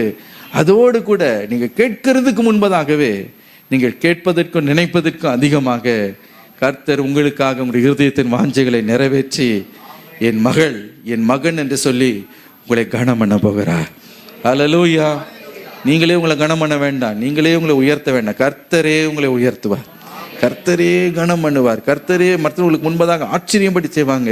உங்களை பார்த்து சொல்லுவாங்க, பிரதர் உண்மையிலேயே உங்ககிட்ட ஒரு பிளெஸ்ஸிங் இருக்குது பிரதர்பாங்க. உங்ககிட்ட ஏதோ ஒரு பிளெஸ்ஸிங் இருக்குது, இல்லைன்னா இவ்வளோ தூரம் நீங்கள் வந்திருக்க மாட்டீங்க அப்படின்பாங்க. ஹல்லேலூயா. எப்படின்னா கர்த்தர் கொடுக்கிற ஆசீர்வாதம். கடைசியை ஒரே ஒரு காரியத்தை சொல்லி நாம் ஜெபிக்க போகிறோம். மன சாந்தம் உள்ளவர்களாய் நாம் இருக்கும் பொழுது, சாந்தம் உள்ளவர்களாய் இருக்கும் பொழுது கர்த்தர் இந்த மன மகிழ்ச்சியை நமக்கு கட்டளையிடுகிறாராம். சங்கீதம் 37:11 நாம் திருப்பிக் கொள்வோம். சங்கீதம் 37:11 வாசிக்க கேட்போமே. சாந்த குணம் உள்ளவர்கள் பூமியை சுதந்தரித்து மிகுந்த சமாதானத்தினால் மன மகிழ்ச்சியாய் இருப்பார்கள். சாந்தம் உள்ளவர்கள் பூமியை சுதந்தரித்து மிகுந்த சமாதானத்தினால் மன மகிழ்ச்சியாய் இருப்பார்கள். ஹல்லேலூயா. எப்படி இருக்க போகிறீர்கள்? மன மகிழ்ச்சியாய் நான் இருக்க போகிறேன். சொல்லுங்களேன், மன மகிழ்ச்சியாய் இருக்க போறேன். சாத்தானை பார்த்து சொல்லுங்க, நீ என்ன பிரச்சனை கொண்டு வா, அதை பற்றி எனக்கு பிரச்சனை இல்லை, நான் மன மகிழ்ச்சியாக இருக்க தான் போகிறேன். ஹல்லேலூயா. நான் கர்த்தர் என்ன உயர்த்தி கொண்டே தான் இருக்க போகிறேன். ஹல்லேலூயா. இந்த மன மகிழ்ச்சி எப்படி வருகிறது? சாந்த குணம் உள்ளவர்களாய் நாம் இருக்கும்போது. ஹல்லேலூயா. சாந்த குணம் பாருங்க, பல நேரத்தில் நிறைய பேர் நினைக்கிறாங்க சாந்த குணம் அது ஒரு முட்டாள்தனமான ஒரு காரியம். மீக்னஸ் இஸ் வீக்னஸ் அப்படின்றாங்க. Meekness is not weakness. எனக்கு பிரியமானவர்களே, அந்த மீக்னஸ் இருக்கிறவர்கள் தே ஷால் இன்ஹெரிட் தி எர்த் என்று வேதம் சொல்லுகிறது. அவர்கள் பூமியை அவர்கள் சுதந்தரித்து கொள்வார்கள், மிகுந்த சமாதானத்துடனே மனமகிழ்ச்சியாய் இருப்பார்கள். ஹல்லேலூயா. இந்த சாந்த குணம் சொல்லும்போது முன்கோபம் இல்லாமல் எல்லார் மேலே எரிஞ்சு விழுந்து, சில பேர் நினைக்கிறாங்க அப்படி எரிஞ்சு விழுந்தால் தான் மற்றவங்க நம்மளை மதிப்பாங்க. நம்ம சாந்தமாக போனால் நம்ம ஒரு என்ன ஒரு கோலை, நம்ம ஒரு முட்டாள் அப்படின்னு நம்மளை அட்வான்டேஜ் எடுத்துருவாங்க. எல்லா இடத்துலையும் அப்படியே உஸ்ன்னு அப்படியே சீர்னா தான் நம்மளை பார்த்து கொஞ்சம் ஒரு டெரர் அப்படின்னு நம்மளை கொஞ்சம் மதிப்பாங்க அப்படின்னு. சிலர் பார்த்தீங்கன்னா எதுக்கு எடுத்தாலும் எரிஞ்சு விழுவாங்க, எதுக்கு எடுத்தாலும் அப்படியே கோல்டன் வேர்ட்ஸாக வாயிலிருந்து அப்படியே பொழியும். அந்த வார்த்தையை கேட்ட உடனே எப்பா இவர் இந்த இந்த மாதிரி ஆளுன்னு எல்லாம் பார்த்து பயப்படுவாங்க. எனக்கு பிரியமானவர்களே, சில பேர் மன்னிக்கிற சுபாவமே இருக்காது. மன்னிச்சு விட்டா அவன் ரொம்ப அட்வான்டேஜ் எடுப்பான். ஒரு நாள் அவனை கொஞ்சம் ட்ரில்லு காட்டி நம்ம யாருன்னு கொஞ்சம் அவனுக்கு கொஞ்சம் என்ன பண்ணுவோம், ஒரு ட்ரீட்மெண்ட் கொடுத்தாதான் நமக்கு ஒரு மரியாதை அப்படின்னு நம்ம நினைப்போம். எனக்கு பிரியமானவர்களே, சிலர் பழி வாங்குற எண்ணம், என்னை தொட்டுட்டு நீ நிம்மதியாக இருந்துறியா, நான் காட்டுவேன் ஒரு நாள் அப்படி. எனக்கு ஒரு காலமா ஓகே, பூனைக்கு ஒரு காலம் வரும், அன்றைக்கி என் நகத்தை நான் மூஞ்சி கீறாமல் விட மாட்டேன் அப்படின்னு. எனக்கு பிரியமானவர்கள், அப்படி நம்ம பழி வாங்கியே தீரணும். சில பேருக்குள்ள ஒரு அப்படியே பொங்கிக்கிட்டு இருப்பாங்க, ஆண்டவரே தருணத்தை தாங்க ராஜா, தரையில் போட்டு ஒன்று மெதிக்கணும் ஆண்டவரே அப்படின்னு. ஆனால் என்ன ஆகனா, ஆண்டவர் என்ன சொல்கிறாருன்னா, நீ சாந்த குணம் உள்ளவனாய் நீ இரு. ஹல்லேலூயா. அப்பொழுது ஆண்டவர் என்ன செய்கிறாரா, பூமியை நீ சுதந்தரித்துக் கொள்வாய் அப்படின்னா உலக பிரகாரமான எல்லா ஆசீர்வாதமும், அது என்ன ஆசீர்வாதமாக இருந்தாலும் சரி, மத்தேயு 5:5 பிரகாரம் மனசாந்தம் உள்ளவர்கள் பூமியை சுதந்தரித்துக் கொள்வார்கள் என்று இயேசு சொன்னார். அதே வசனத்தை தான் சங்கீதத்திலும் பார்க்கிறோம். சாந்த குணம் உள்ளவர்கள் பூமியை சுதந்தரித்துக் கொள்வார்கள், மிகுந்த சமாதானத்தோடு இருப்பார்கள். கர்த்தர் அதை கொடுப்பார். எல்லாவற்றையும் சுதந்தரித்து நிம்மதியாக இருப்பீங்கன்னு அர்த்தம். மனசமாதானத்தோடு நீங்கள் இருப்பீர்கள். அதை ஆண்டவருக்கு கட்டளையிட வேண்டும் என்று அவர் விரும்புகிறார். மாத்திரமல்ல, இந்த மன மகிழ்ச்சியை ஆண்டவர் தருவார். திவ்ய மன மகிழ்ச்சியை தந்து உங்களுடைய இருதயத்தின் ஒவ்வொரு வேண்டுதலையும் அவர் உங்களுக்கு அருளி செய்ய வல்லமை உள்ளவர். என்னுடைய தகப்பனாருக்கு ஒரு அருமையான ஒரு சிநேகிதர் ஒருவர் இருந்தார். அவர் ஒரு டாக்டர், நல்ல மனுஷன்தான். ஆனால் கொஞ்சம் முன்கோபி. எல்லா இடத்துலையும் தான் கோபம் அப்படி இப்படி அதட்டி எல்லாம் அப்படி மிரட்டி அப்படியே பழகிட்டார். ஒரு நாள் என்னாச்சு, குடும்பத்தில் தன்னுடைய மகனுக்கு ஒரு பர்த்டே. அதனால் ஃப்ரெண்ட்ஸ் எல்லாம் கூப்பிட்டாரு. ஒரு நல்ல ஒரு பெரிய கேக் கட்டிங்கெல்லாம் அரேஞ்ச் பண்ணி பாட்டெலாம் பாடி அந்த கேக்கெலாம் கட் பண்ணாங்க. எல்லாருக்கும் கேக் கொடுத்தாரு. அப்போ அதே வீட்டில் பாருங்கள், ஒரு வேலைக்காரி. அந்த வேலைக்காரிக்கு ஒரு சிறுமி, ஒரு சின்ன பெண் இருந்தாள். அந்த கேக் கட் பண்ணுறதெல்லாம் பார்த்துட்டு இருந்தா, அது எல்லாரையும் பார்த்துட்டு இருந்தா. அவன் நினச்சா எல்லாருக்கும் கேக் ஒரு சின்ன பீஸ் வரும்போது நமக்கும் ஒரு துண்டு வருமாக்கும் அப்படின்னு. ஆனால் இவர் எப்படின்னா, வேலைக்காரங்க தான், அங்கே தான் வைக்கணும், அவங்க வைக்க வேண்டிய இடத்துல வைக்கணும் பிரதர் அப்படின்ற மாதிரி வைக்க வேண்டிய இடத்துல வச்சுருந்தார். எல்லாருக்கும் கொடுத்தாரு, ஒன்றும் கொடுக்கல. ஒரே ஒரு துண்டு பீஸ் மாத்திரம் இருந்தது. அந்த கேக் எல்லாம் கொடுத்து ஒரு மீதி அதை அப்படியே மூடி வச்சுட்டு போயிட்டார். ஈவினிங் அதை திறந்து பார்த்தாரு. பாருங்க, அந்த சின்ன பீஸ் காணோம். ஒரே எல்லாரும் விசாரிச்சார். என்னமோ பெரிய $1 கோடி போன மாதிரி, யார் இந்த கேக் எடுத்தா எனக்கு தெரிஞ்சாகணும். கடைசியில் பார்த்தா அந்த பொண்ணு தான் எடுத்துட்டான்னு. வந்தது பாருங்க கோவம் அவருக்கு. வந்த எரிச்சல்ல அந்த பொண்ணை போட்டு சாத்துன்னு சாத்தி ஒரு பெரம்பெடுத்து வாங்குன்னு வாங்கிட்டாரு. பாவம் அந்த வீச்சுன்னு கத்துறான் அந்த பிள்ளை. நல்லா அடிச்சு, இந்த சின்ன வயசுலேயே உனக்கு இந்த திருட்டு புத்திய அப்படின்னு போட்டு அடிச்சிட்டார். அவரை பொறுத்த வரைக்கும் தான் செய்தது சரி. ஏன்னா திருட்டு புத்தி இப்படி இருக்கக்கூடாது, சின்ன வயசுலேயே இருக்கக்கூடாது, அதுக்கு வேண்டிய கண்டிப்பு கொடுத்தாதான் அப்படின்னு அவர் கரெக்டாக கொடுத்துட்டாரு. கரெக்ட் அப்படின்னு நினச்சிட்டு இருந்தார். ஆனால் பாருங்க, அவர் அதே நேரத்தில் ரொம்ப கொஞ்சம் பக்தியாகவும் இருப்பார். அன்னைக்கு ஈவினிங்கு முழங்கால் படிக்கிட்டு சோத்திரம் ஆண்டவரே நல்லவரே வல்லவரே அப்படின்றாரு. என்னென்னமோ பாட்டுலாம் பாடுறாரு. பிரசனம் பாடிப்பார், ஒன்றும் இறங்கலை. அவர் வேற என்ன நிறைய நல்ல பாட்டெலாம் இருக்குமே, எல்லா பாட்டியும் பாடி பார்த்தாரு. ஒன்றும் மேலே பச்சின் சப்ப தண்ணி இப்படி இருக்கு, சல்லுன்னு இருக்கு. என்ன ஒன்றும் ஓடலையே, ஜபிக்க முடியல, 5 நிமிஷம் கூட நம்ம ப்ரேயர் ஓட மாட்டேனுது, இவ்வளோ ஒரு டல்லாக இவ்வளோ ட்ரையாக வறட்சியாக இருக்கு அப்படின்னு சொல்லிட்டு, சரி கொஞ்ச நேரம் வேறு ஏதாவது பைபிளாக வாசிப்போன்னு அது திறந்து கான்சென்ட்ரேட் பண்ணி படிக்க பார்க்குறாரு. ஒன்றுமே ஓடலை. அதை பெரிய வனாந்திரத்தோட பெரிய வனாந்திரமாக இருக்குது. ஒன்றுமே புரியல, ஒன்றும் வாசிக்கவும் முடியல, டல்லு போருன்னா ஒன்றும் முடியல. மூடி வச்சுட்டாரு. ஒரு காரியத்தை உணர்ந்தார். ஆண்டவர் ஏதோ துக்கமாக இருக்கிறாரு. அது நல்லா தெரிஞ்சிருச்சு அவருக்கு. ஏன்னா நல்லா அனுபவிச்சவர், அவருடைய பிரசன்னத்தை அனுபவிச்சவர், அன்பு அனுபவிச்சவர், அவை நிறைவை நல்லா ஃபீல் பண்ணவர். இப்போ அது இல்லைன்னு தெரிஞ்சிருச்சு அவருக்கு. அந்த வெறுமையை நினச்ச உடனே அவருக்கு ஒன்றும் புரியல. இந்த பொண்ணை அடித்தோன்றது அவருக்கு ஞாபகம் வரல. அவளுக்கு கொடுக்க தேவைதான், அவளுக்கு கொடுத்தாதான் அப்படின்னு இருந்தார். ஒன்றும் தப்பு இல்லையே நான் பண்ணது அப்படின்னு. ஆனால் அவருக்குள்ள ஒரு விரைச்சி, அதனால் என்ன செய்யறதுன்னு தெரியல. 2-3 நாள் அவருக்கு ஒன்றும் ஓடாமல் ஏன் ஆண்டவர் ஏன் ஆண்டவர் ஏன் ஆண்டவர் ஏன் ஆண்டவர். கடைசியில் ஆண்டவர் ஞாபகப்படுத்தினார். அந்த சின்ன பிள்ளைய போய் ஒரு ஈவு இறக்கலாமல் அப்படி போட்டு அடிச்சியே, என் சார்ந்த குணத்தை என் அன்பை இன்னைக்காவது நீ வெளிப்படுத்தினியா? அவ்வளோ பேர் கேட்க கொடுக்கும்போது உனக்கு எங்கே இறக்கம் இல்லாமல் அந்த ஒரு சின்ன ஒரு துண்டு அந்த குழந்தை கொடுக்கறதுனால நீ எந்த விதத்தில் நீ குறைஞ்சி போகிற? ஒன்றும் கிடையாது. அதில் ஒரு கடினம், அதில் ஒரு கர்வம், அதில் ஒரு ஸ்டேட்டஸு. ஏன் உனக்கு இந்த மாதிரி நீ கொடுத்துருக்கலாமே. சரி, கண்டிக்கிறதுலேயும் ஒரு அன்பாக கண்டிச்சிருந்துருக்கலாமே. சின்ன பிள்ளை தானே. ஒரு விஷயத்தை அந்த பிள்ளைய கூப்பிட்டான், அவர் மகளை போல நீ அந்த பிள்ளைய நீ கண்டிச்சிருக்கலாமே. அப்படின்னு உக்கிரகத்தை அந்த பிள்ளை மேலே நீ காட்டுறது அப்படின்னு. அப்போ தான் உணர்த்தப்பட்டார். ஆண்டவரே நான் மன்னிச்சிருங்கப்பா. நேராக போனார் மெக்கனட்டுக்கு. போய் ஒரு நல்ல கேக்கை வாங்கிட்டு தான் பெரிய டாக்டர், தன்னை எல்லாம் மதிக்கிறாங்க, எவ்வளோ பெரிய அந்தஸ்து உள்ளவர், எவ்வளோ சொத்து இருக்குது, எவ்வளோ பேர் அவரை மதிக்கிறாங்க, அதெல்லாம் மறந்து அந்த பிள்ளைக்கிட்ட போய் மெதுவாக போய், மகளே என்ன மன்னிச்சிருமா அப்படின்னு சொல்லி அந்த கேக்கை கொடுத்து, உன்னை அடிச்சிட்டேன்னா நான் மன்னிச்சிரு, இனிமேல் நீ அப்படி செய்யக்கூடாதுன்னு அப்படி உனக்கு வேணும்னா என்கிட்ட கேளு, நான் தரேன், நீ அப்படி செய்யக்கூடாது, இனி நீ என்ன பண்ணக்கூடாது, திருடக்கூடாது, இந்த கேக் உனக்கு தாம்மா அப்படின்னு சொல்லி கொடுத்த பிறகுதான் பாருங்க ஆண்டோடைய பிரசன்னத்தில் முழங்கால் படிக்கிட்டுக்கிறாரு. அப்படியே ஏசி போட்ட மாதிரி ஜில்லுன்னு வெயிலில் போயிட்டு உள்ளே வந்தீங்கன்னா, ஏசியில் நின்னீங்கன்னா அப்படி இருக்கும், அப்படி ஜில்லு ஜில்லு ஜில்லுன்னு இருக்க மாதிரி ஆண்டோடைய பிரசன்னசமாக குலு குலு குலு குலு குலு குலு குலுன்னு இறங்க, அந்த மன மகிழ்ச்சி உள்ள அப்படியே இறங்க, கண்களில் தார தாரையாக கண்ணீர் வர, அவருடைய அளவில்லாத அந்த பிரசன்னம் அவர் அப்படியே நிரப்ப அவ்வளோ ஒரு மகிழ்ச்சி. ஹல்லேலூயா, அவ்வளோ ஒரு மன மகிழ்ச்சி.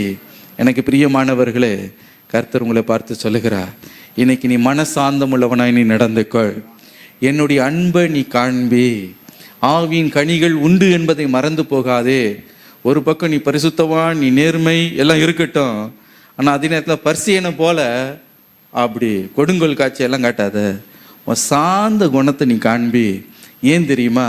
இயேசு சாந்த குணம் உள்ளவர். ஹல்லேலூயா. மத்தேயு 11:29 அவர் என்ன சொன்னார்? நான் சாந்தமும் மனத்தாழ்மையுமாய் இருக்கிறேன், என் நுகத்தை உங்கள் மேல் ஏற்றுக்கொண்டு என்னிடத்தில் கற்றுக்கொள்ளுங்கள், அப்பொழுது உங்கள் ஆத்துமாக்களுக்கு இளைப்பாறுதல் கிடைக்கும். இயேசு சொல்லுகிறார், நான் சாந்தமும் மனத்தாழ்மையுமாய் இருக்கிறேன். ஹல்லேலூயா. இயேசுவை எவ்வளவோ குத்தி கோவப்படுத்தினாங்க, எவ்வளவோ அவர் என்னென்ன விதத்தில் மனமடிவடைய செய்யணுமோ மனமடைய செய்தாங்க. அவற்றின் மத்தியில் அவர் எப்படி இருந்தாரா? மன சாந்தமுள்ளவராய் அவர் இருந்தார். ஹல்லேலூயா. இந்த மன சாந்தம் இருக்கும் பொழுது கர்த்தர் இந்த திவ்ய மன மகிழ்ச்சியை நமக்கு கட்டளையிடுகிறார். ஹல்லேலூயா. எவ்வளவு வேதனைப்படுத்தினாலும் சரி, ஏசாயா 53:7 பிரகாரம், மார்க்கு 15:5 பிரகாரம், மத்தேயு 27:14 வாசித்து பாருங்க. அதிலும் ஏசாயா 53:7 வாசிக்க கேட்போமே.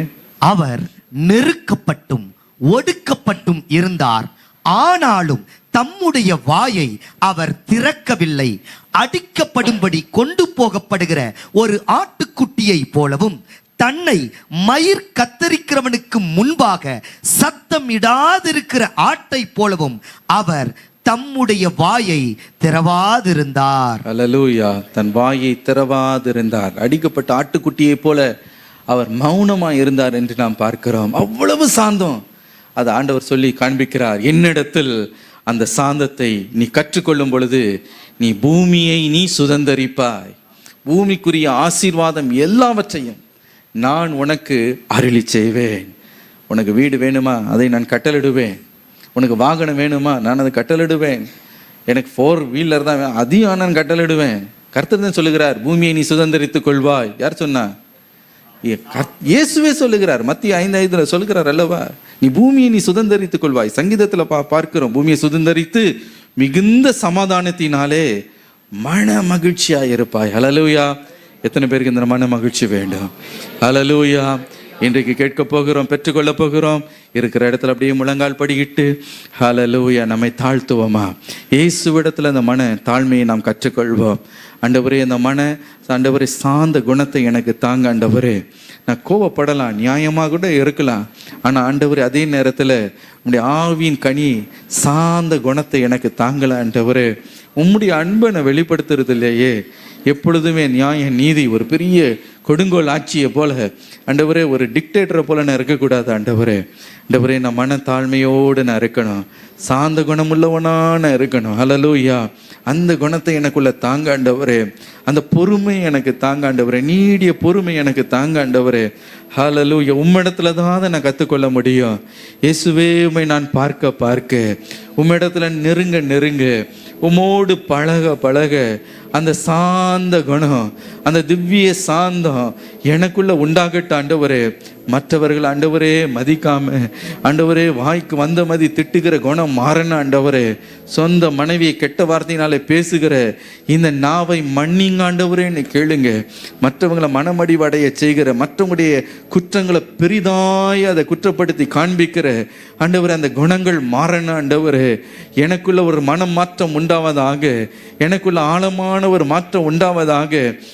பழி வாங்குற எண்ணங்கள் என்னை விட்டு விலகுவதாக ஆண்டவரே. எனக்குள்ள ஒரு சாந்த குணத்தை தாங்க ஆண்டவரே. அன்பை தாங்க ஆண்டவரே. உம்மை போல நான் மாற்றுங்க ஆண்டவரே. ஹல்லேலூயா. உம்மை போல நான் மாற்றுங்க.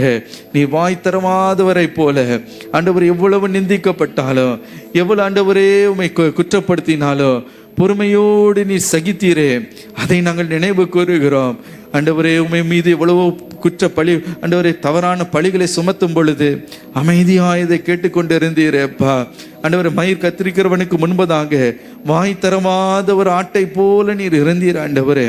அதே போல ஆண்டவரே, எனக்கு அப்படிப்பட்ட சுவாபத்தை எனக்கு தாங்க ஆண்டவரே. ஹல்லேலூயா, ஹல்லேலூயா, ஹல்லேலூயா, ஹல்லேலூயா. இந்த சாந்த குணத்தை தாங்க ஆண்டவரே. நீங்க சொல்றீங்க, சாந்த குணம் உனக்குள்ள வரும் பொழுது நீ பூமியை சுதந்தரித்துக் கொள்வாய். பூமிக்குரிய வாழ்க்கையில உனக்கென்று நான் நியமித்து வைத்திருக்கிற எல்லா ஆசீர்வாதங்களும் ஒன்று குறைவின்றி நீ நிச்சயமாய் பெற்றுக்கொண்டு மிகுந்த சமாதானத்துடனே நான் உன்னை வாழச் செய்வேன் என்று கர்த்தர் சொல்லுகிறார். ஹல்லேலூயா. இன்றைக்கு அந்த சமாதானத்தை தாங்க ஆண்டவரே. இன்றைக்கு அந்த சாந்த குணத்தை தாங்க ஆண்டவரே. ஆண்டவரே, நான் எல்லா விதத்தில் நெருக்கப்பட்டாலும் அதன் மத்தியில் ஆண்டவரே ஒரு சாந்த எனக்குள்ள உண்டாகட்டும். ஹல்லேலூயா. அப்பொழுது ஒரு திவ்ய மன மகிழ்ச்சி உங்களுக்குள்ள உண்டாகும். அந்த மன மகிழ்ச்சி கர்த்தரிடத்தில் நீங்கள் அந்த மன மகிழ்ச்சியோடு இருக்கும் பொழுது உங்களுடைய ஒவ்வொரு இருதயத்தின் வேண்டுதல்களையும் அவர் உனக்கு அருளி செய்வார். அவர் உனக்கு அருளி செய்கிறவர். ஹல்லேலூயா. இன்றைக்கு யாராக இருந்தாலும் இன்றைக்கு தேவனுடைய வார்த்தையை கேட்டுக்கொண்டிருக்கிற நீ இன்றைக்கு அவருடைய வார்த்தைக்கு நீ அர்ப்பணித்து கீழ்ப்படியை நீ ஒப்புக் கொடுப்பாய் என்றால் இன்றைக்கு கர்த்தருடைய வாழ்க்கையில் ஒரு கிரியையை செய்ய வேண்டும் என்று விரும்புகிறார். ஒரு பலத்த காரியத்தை அவர் செய்ய வேண்டும் என்று விரும்புகிறார். அல்லேலூயா. என்னாலே சமாளிக்க முடியாத இந்த பிரச்சனை என்று சொல்லிக் கொண்டிருக்கிறாயே, அதை நான் தீர பண்ணுவேன், அதை நான் முடிய பண்ணுவேன், அது ஒன்றுமில்லாமல் ஓய்ந்து போகும்படி நான் செய்வேன். நீ எந்த காரியத்திற்கு பயந்து எவ்வளவு நீ நடுங்கிக் கொண்டிருக்கிறாயோ அது ஒன்றுமில்லாத இல் பொருளை போல மாறி போகும்படி நான் செய்வேன் என்று கர்த்தர் உனக்கு வாக்கு பண்ணுகிறார். அல்லேலூயா. அவருடைய வார்த்தைக்கு நீ கீழ்ப்படியும் பொழுது, அவரிடத்தில் நீ மன மகிழ்ச்சியாக இருக்கும் பொழுது, எந்த சிறைச்சாலையின் கதவுகளும் உன்னை அடைத்து வைக்க முடியாது என்பதை நீ நினைத்துக்கொள். அல்லேலூயா, அல்லேலூயா. எந்த பாடுகளின் சங்கிலிகளும் உன்னை கட்டி வைக்க முடியாது என்பதை அறிந்து கொள். நீ என்னை துதித்து பாடும் பொழுது, என்னோடு மன மகிழ்ச்சியோடு நீ காணப்படும் பொழுது, நான் அஸ்திபாரங்களை அசைக்கிற தேவன், சிறைச்சாலையின் அஸ்திபாரங்களை அசைத்தவர், உனக்கு விரோதமாக இருக்கிற காரியங்களை நான் அசைப்பேன், அடைக்கப்பட்ட வாசல்களை நான் திறக்கிறவர், சங்கிலிகள் கழண்டி விழும்படி செய்கிற சர்வ வல்லமை உள்ள தேவன். நான் உனக்கு கிரியை செய்ய மாட்டேனோ, நான் உனக்கு ஆதரவு செய்ய மாட்டேனோ, நானே உன் பட்சத்தில் இருந்து நான் உனக்கு துணையாய் நின்று யுத்தம் பண்ணுகிறவர், நான் உனக்காக எழுந்தள்ளும் பொழுது யார் உனக்கு விரோதமாய் நிற்க முடியும்? இன்றைக்கு மனத்தாழ்மையோடு கூட, மன சாந்தத்தை குணத்தோடு கூட கர்த்தருக்கு முன்பதாக ஆண்டவரே என்னை ஒப்புக் கொடுக்கிறேன், ஆண்டவரே உன் வார்த்தைக்கு ஒப்புக் கொடுக்கிறேன். அன்றைக்கு ஆண்டவரே அந்த பிலிப்பு பட்டணத்தின் சிறைச்சாலைக்காரனை போல ஒப்புக் கொடுக்கிறேன் ஆண்டவரே, தீவிரமாய் ஒப்புக் கொடுக்கிறேன் ஆண்டவரே, வாஞ்சையோடு ஒப்புக் கொடுக்கிறேன் ஆண்டவரே, முழு மனதோடு சந்தோஷத்தோடு ஒப்புக் கொடுக்கிறேன் என்று சொல்லுங்க. ஹல்லேலூயா, ஹல்லேலூயா, ஹல்லேலூயா. இன்றைக்கு உன்னுடைய வாழ்க்கையில் கர்த்தர் ஒரு அற்புதத்தை செய்ய வேண்டும் என்று விரும்புகிறார். உன்னுடைய பிள்ளைகளுடைய வாழ்க்கையில் ஒரு அற்புதத்தை செய்ய வேண்டும் என்று விரும்புகிறார். உன் கையின் பிரயாசத்தில் ஒரு ஆசீர்வாதத்தை கட்டளிட வேண்டும் என்று விரும்புகிறார். இதுவரைக்கும் நீ சந்தித்த நஷ்டத்தையும் உன்னுடைய வேதனையையும் இழப்பையும் கர்த்தர் மாற்றி போட அவர் வல்லமை உள்ளவர். ஹல்லேலூயா. இன்றைக்கு ஒப்பு கொடுங்க. அப்பா, என்ன அர்ப்பணிக்கிறேன் ஆண்டவரே, கரங்களை உயர்த்தி ஆண்டவரே நான் அர்ப்பணிக்கிறேன், என்னை மாற்றுங்கப்பா, நான் மாற்றுங்க ஆண்டவரே. ஹல்லேலூயா. மன மகிழ்ச்சியாய் உமக்குள்ள இருக்க கிருபையை தாங்க. இந்த திவ்ய மன மகிழ்ச்சி எனக்குள்ளே இறங்கி வருவதாக. ஹல்லேலூயா. இன்றைக்கும் சொல்லுங்க ஆண்டவரே, உமக்கு நான் சேவை செய்வேன் ஆண்டவரே, எனக்கு முடிந்த அளவுக்கு, எனக்கு தெரிந்த அளவுக்கு, என்னுடைய பெலன் ஆண்டவரே உரிய ஆண்டவரே இருக்கிற வரைக்கும், ஆண்டவரே மூச்சு இருக்கிற வரைக்கும் ஏதாவது ஒரு விதத்தில் உமக்கு சேவை செய்வேன் என்று சொல்லுங்க. கர்த்தர் உங்களை கனம் பண்ண போகிறார். மன மகிழ்ச்சியை உன் வாழ்க்கையில் கட்டளிடுவார். கர்த்தருக்குள்ள எப்பொழுது நீ களி கூர்ந்து கொண்டே இருக்க போகிறாய், எப்பொழுது மன மகிழ்ச்சியோடு காணப்பட போகிறாய். அப்படிப்பட்ட ஒரு ஆனந்த தைல அபிஷேகத்தை உன் மேல கர்த்தர் ஊற்றி கொண்டே இருக்க போகிறார். ஹல்லேலூயா. புயலின் மத்தியிலும் நெருக்கத்தின் மத்தியிலும் ஒரு மன மகிழ்ச்சி, ஒரு சந்தோஷம் உனக்குள்ள இருந்து பொங்கி பொங்கி பொங்கி பொங்கி வரப்போகிறது. ஒரு ரட்சிப்பின் சந்தோஷத்தை கர்த்தர் கட்டளிட வேண்டும் என்று விரும்புகிறார். ஹல்லேலூயா. ஒரு வெற்றியின் சந்தோஷத்தை கர்த்தர் உனக்குள்ள கட்டளிட விரும்புகிறார். இப்பொழுது இந்த மகிழ்ச்சி கர்த்தர் இன்றைக்கு இந்த நேரத்தினுடைய வாழ்க்கையில இப்பொழுது கட்டளையிடுகிறார். ஹல்லேலூயா.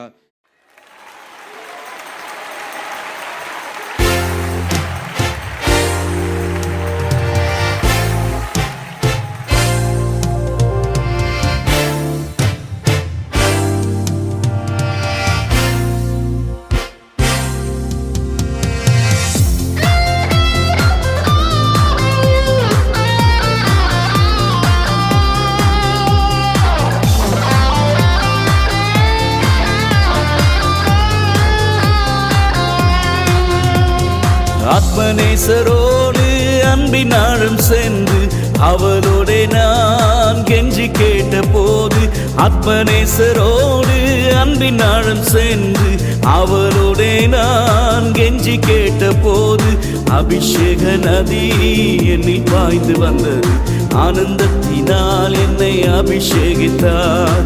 அபிஷேக நதி என்னில் பாய்ந்து வந்தது, ஆனந்தத்தினால் என்னை அபிஷேகித்தார். அன்பே நிரப்பும், உயிரே நிரப்பும், பலனே நிரப்பும், இனிதே நிரப்பும். அன்பே நிரப்பும், உயிரே நிரப்பும், பலனே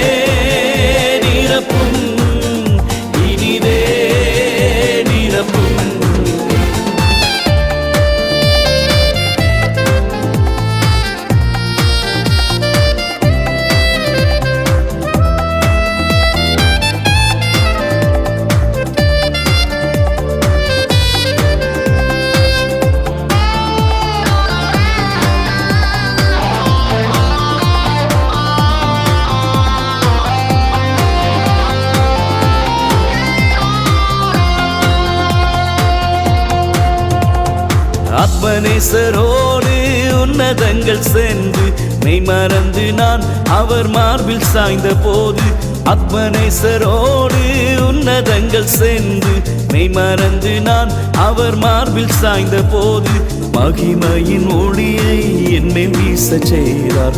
மகிழ்ச்சியினால் எந்த உள்ளம் துள்ளுதே. மகிமையின் ஒளியை என்னை வீச செய்தார். மகிழ்ச்சியினால் எந்த உள்ளம் துள்ளுதே.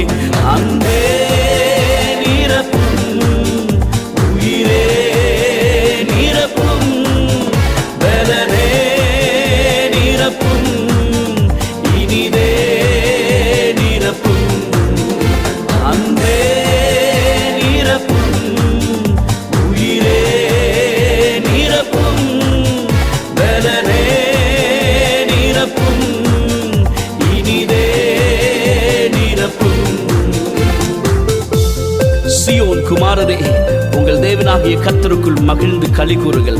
அவர் தக்கபடி உங்களுக்கு முன்மாரியை கொடுத்து உங்களுக்கு முன்மாரியையும் பின்மாரியையும் ஏற்கனவே வர்ஷிக்க பண்ணுவார்.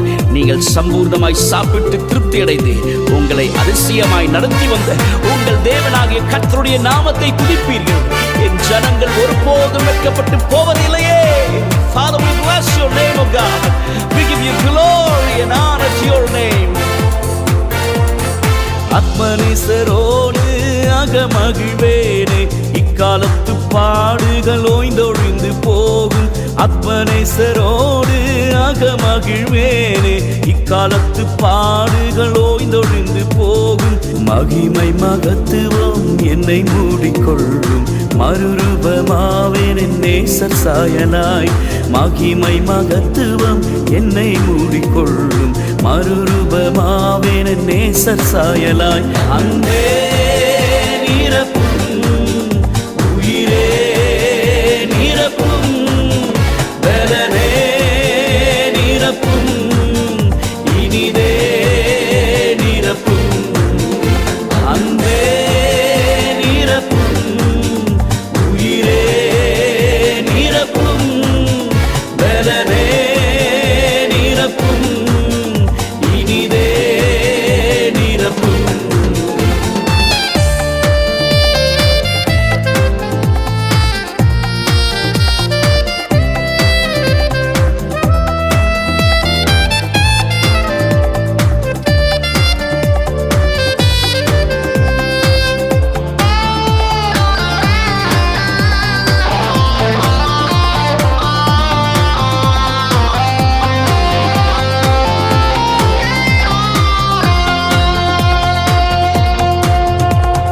தேவஜனத்தோடே நித்திய நித்தியமாக ஆராதிப்பேனே என் நேசரேசுவை.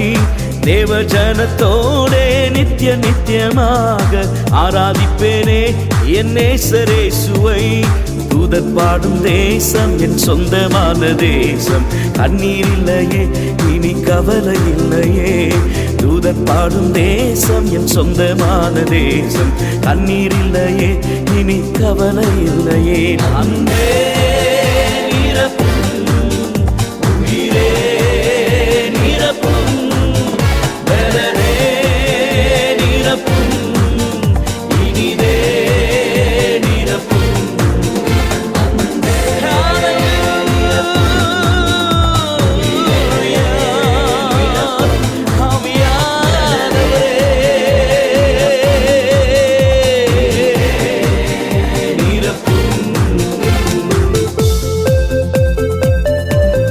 நாட்களில் மாம்சமான யாவர் மேலும் என் ஆவியை ஊற்றுவேன். அப்பொழுது உங்கள் குமாரரும் உங்கள் குமாரத்திகளும் தீர்க்க தரிசனம் சொல்லுவார்கள்.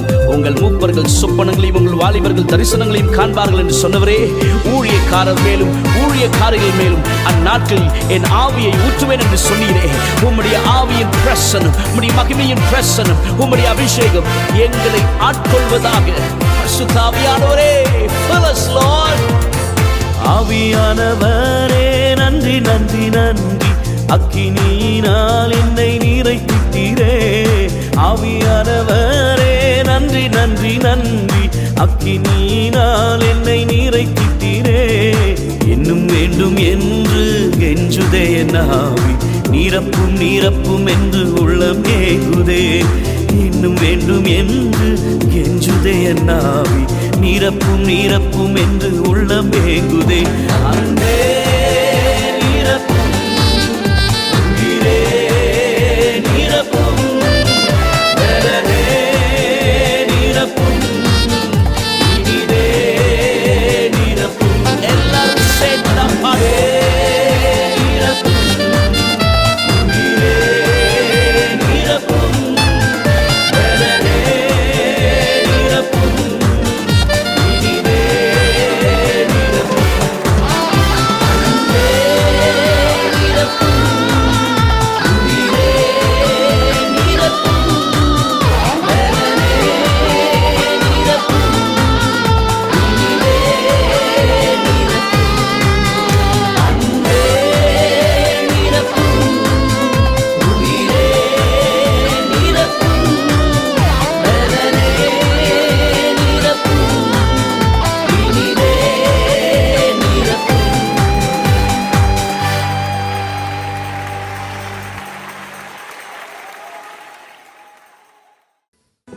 கர்த்தர் உங்களை ஆசீர்வதிப்பாராக. இன்றைக்கு செய்திக்கு ஆதாரமாக ரோமருக்கு எழுதின நிருபம் புதிய ஏற்பாட்டில் 222 பக்கத்தில் இருக்கிறது. 13 அதிகாரம்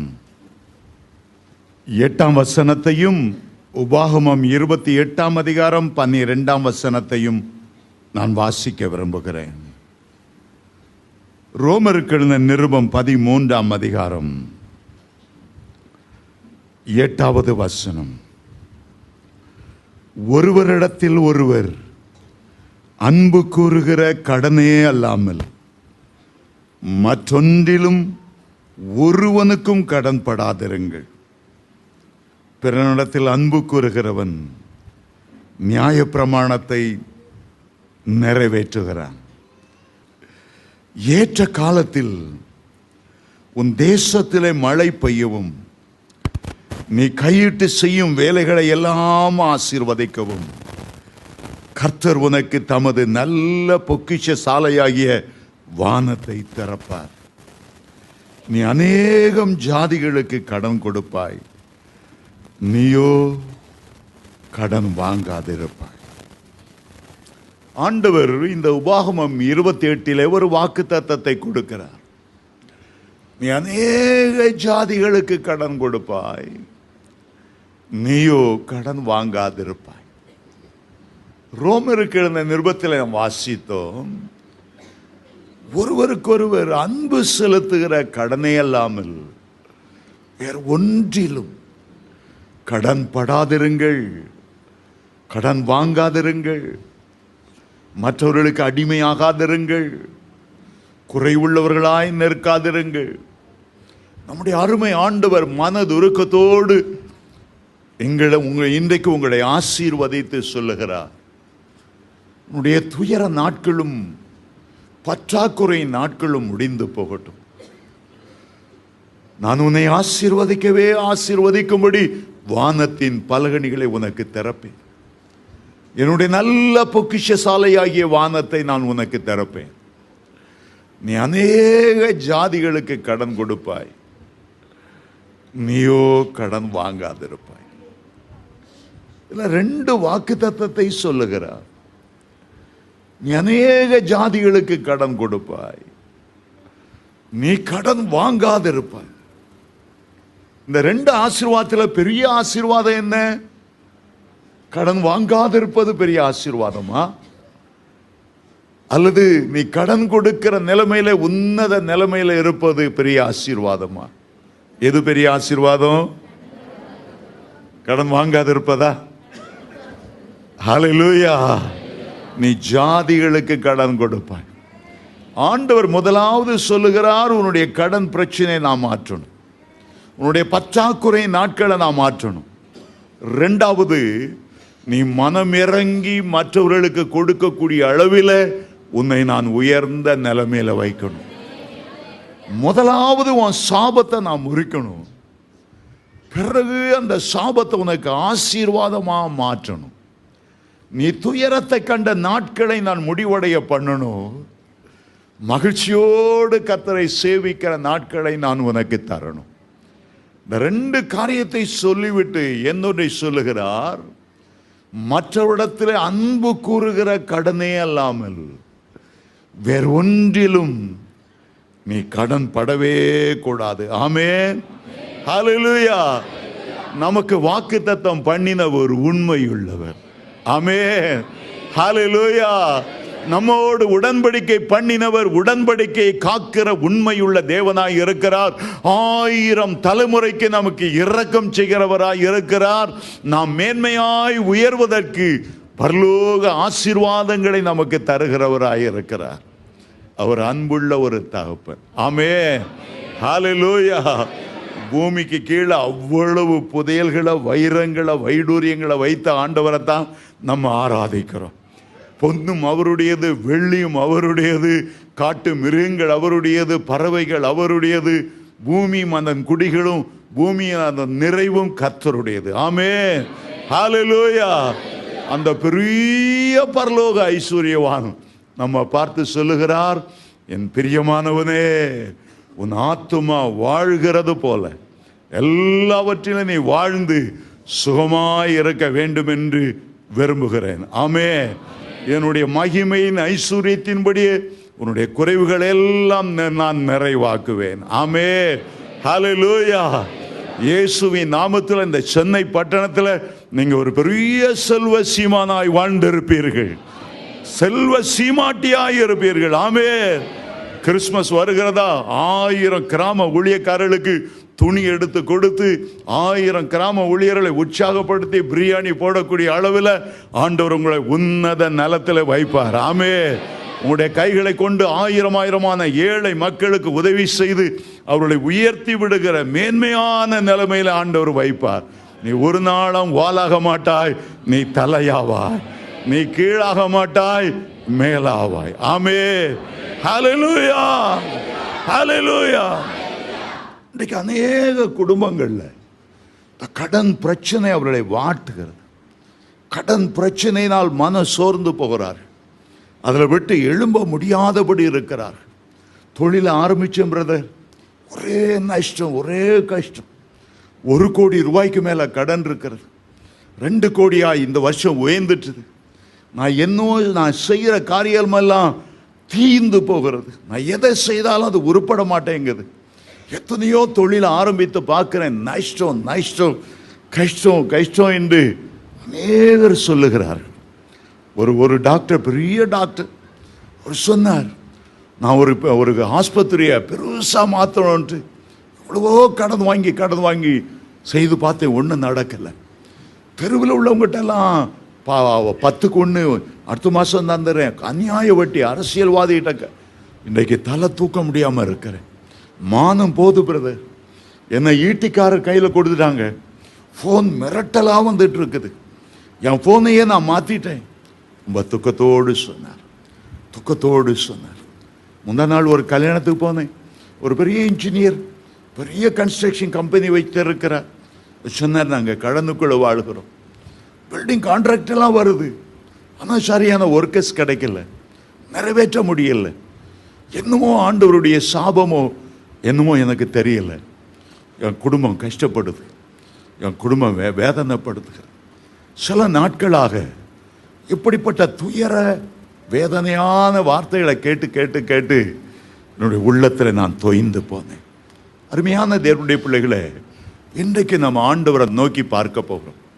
ஒரு பற்றாக்குறையான நாட்களில் இன்றைக்கு நீங்கள் வாழ்ந்து கொண்டு இருந்தால், இன்றைக்கு கர்த்தர் உங்களுக்கு ஆசீர்வாதத்தின் வார்த்தைகளை கொடுக்கிறார் என்பதை நினைத்து கொள்ளுங்க. இஸ்ரவேல் ஜனங்கள் எகிப்தில் அடிமையாக இருந்த போது அவங்களுக்கு வயிற்றுக்கும் வாய்க்குமே வழி இல்லை. அவங்களுக்கு அந்த வைக்கோலை சுடுறதுக்கு கூட போதுமான வைக்கோல் கிடைக்காதனால காலையிலிருந்து சாயங்காலம் வரை வைக்கோலை தேடி அலைந்தாங்களாம். அரை வயிற்று கஞ்சி கூட அவர்களுக்கு கிடைக்கல.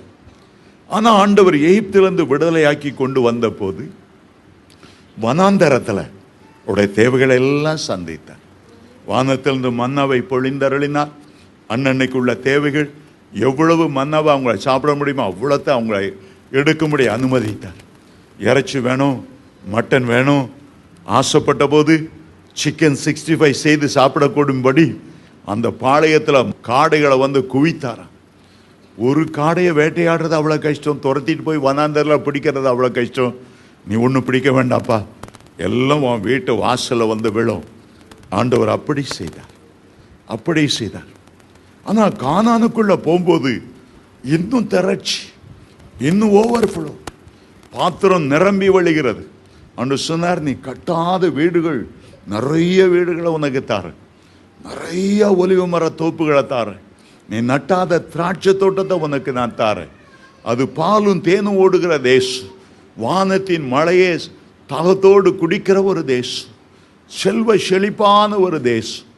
அருமையான தேவனுடைய பிள்ளைகளே, நம்முடைய தேவன் நல்லவர். அவர் நல்லவர் என்பதை ருசித்து பாருங்கள். சங்கீதம் 34:8-9 வாசிக்கிறோம். அவர் நல்லவர் என்பதை ருசித்து பாருங்கள்.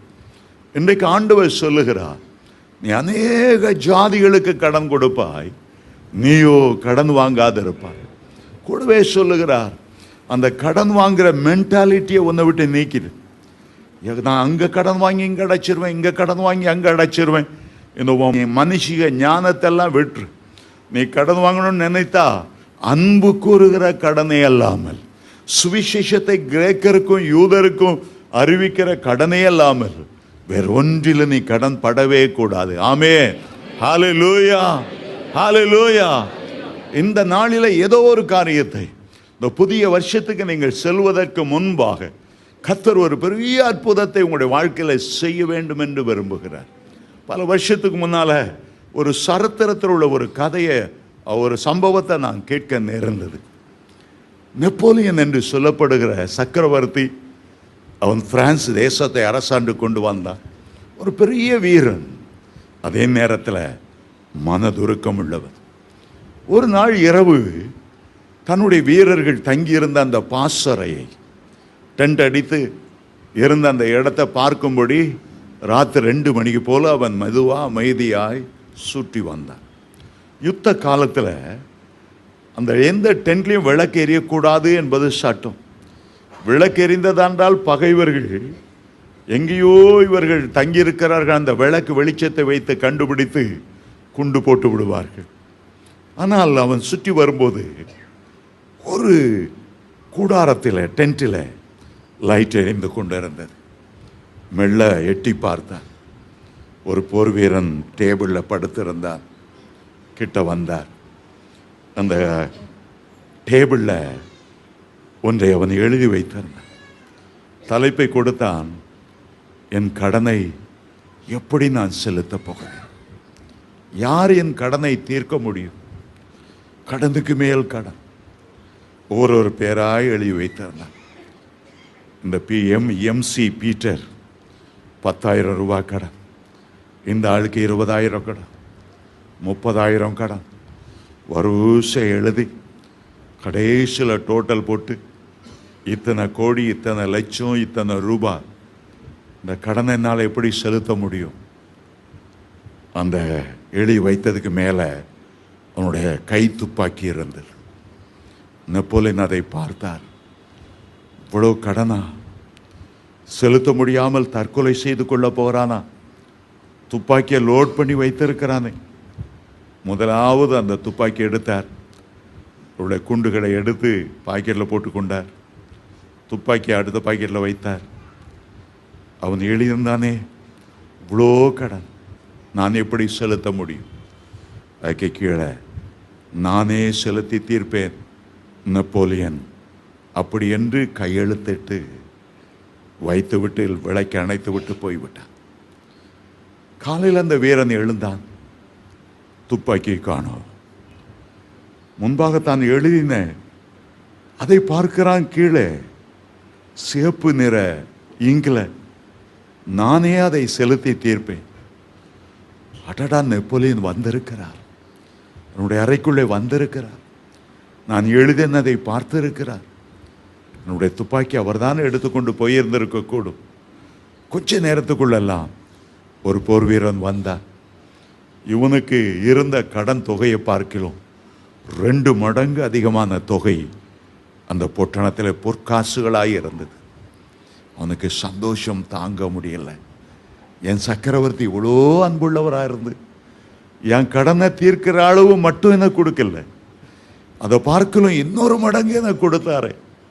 உள்ளம் சந்தோஷத்தால் நிரம்பினது. ஒரு சாதாரண ஒரு ராஜா உள்ளத்தில் அவ்வளோ அன்பு, அவ்வளோ மனது இருக்கும், தன்னுடைய வீரன் மேல் அவ்வளவு பட்சம் பாசம் இருக்கும் என்றால், நம்முடைய பரமபிதா நம்மை அன்போடு உருவாக்கினவர், நாம் பாவிகளாக இருந்தபோது தேடி வந்தவர், நமக்காக சிலுவை சுமந்தவர், கடைசி சொட்டு இரத்தத்தையும் ஊற்றி கொடுத்தவர், நம்மேல அவர் எவ்வளவு அதிகமான பாசத்தோடு மனதுருக்கத்தோடு இருப்பார். அவர் நம்முடைய சொந்த தகப்பு. பா, எனக்கு இவ்வளவு கடன் இருக்குப்பா, பா எனக்கு இவ்வளவு பிரச்சனை இருக்குப்பா, எனக்கு இவ்வளவு போராட்டம் இருக்குப்பா, எனக்கு உதவி செய்ய ஒருவரும் இல்லை, நீதான் மனமிறங்கணும். ஆண்டவர் கையெழுத்து போட்டு நமக்கு சொல்லுகிறார், நீ அநேக ஜாதிகளுக்கு கடன் கொடுக்கிற கூடிய விதத்தில் உன்னை நான் உயர்த்துவேன். ஆமென், ஹல்லேலூயா. வானத்தின் பலகணிகளை திறந்து இடங்கொள்ளாமற் போக மட்டும் உன்னை ஆசீர்வதிப்பேன். ஆமென், ஹல்லேலூயா. ஈழத்துல கையெழுத்து போடுகிறார் இயேசு கிறிஸ்து என்று. அவர் உண்மையுள்ளவர், வாக்கு தத்தத்தில் உண்மையுள்ளவர். வாக்கு தத்தம் எல்லாம் கிறிஸ்து இயேசுவுக்குள் ஆம் என்றும் ஆமேன் என்றும் இருக்கிறது. ஆமே. இந்த புதிய வருஷத்துக்கு செல்வதற்கு இடைப்பட்ட நாட்களிலே கர்த்தர் உங்களோடு இடைப்பட வேண்டும் என்று விரும்புகிறார். ஒரு புதிய ஆசீர்வாதத்தோடு தான் உங்களை புதிய வருஷத்துக்கு கொண்டு போவார். புதிய வருஷத்தை அவர் நன்மையால் முடிசூட்டும் போது உங்களுடைய பாதையெல்லாம் நிரம்பி நெய்யாய் பொழிகிறது என்று சங்கீதக்காரன் சொல்லுகிறாரே, என் பாத்திரம் நிரம்பி வழிகிறது. ஆமென், ஹல்லேலூயா. எனக்கு கடன் கொடுத்தவர்கள் எல்லாருக்கும் முன்பாக ஆண்டவர் என்னுடைய தலையை உயர்த்தி திரளான ஜாதிகளுக்கு கடன் கொடுக்கக்கூடிய அளவில் என்னை செல்வ சீமானாக உயர்த்துவார். விசுவாசிக்கிறவங்க கை வைத்து ஒரு அல்லேலூயா சொல்லுங்க. அல்லேலூயா, அல்லேலூயா, அல்லேலூயா.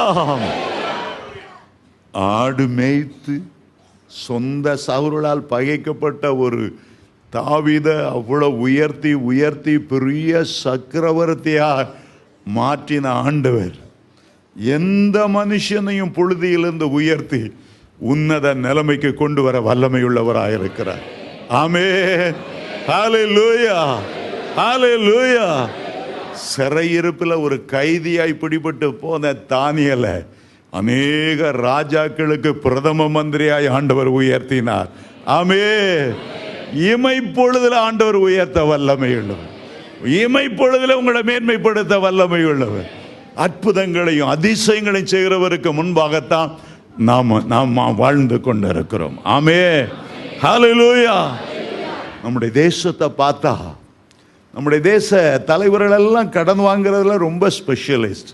காரணம் என்னன்னா, நம்ம தேசத்தில் இந்த விக்கிரக ஆராதனையினுடைய சாபம், அந்த சாபத்தால் தான் இன்றைக்கு நாம் கடனாளிகளாக பற்றாக்குறையாக மற்றவங்களிடத்துல கையேந்திரவங்களா இருக்கும். பாருங்க, அமெரிக்கா தேசம் எல்லாருக்கும் கடன் கொடுத்துட்டே இருக்கு, ஐநா கொடுத்துக்கிட்டே இருக்கு.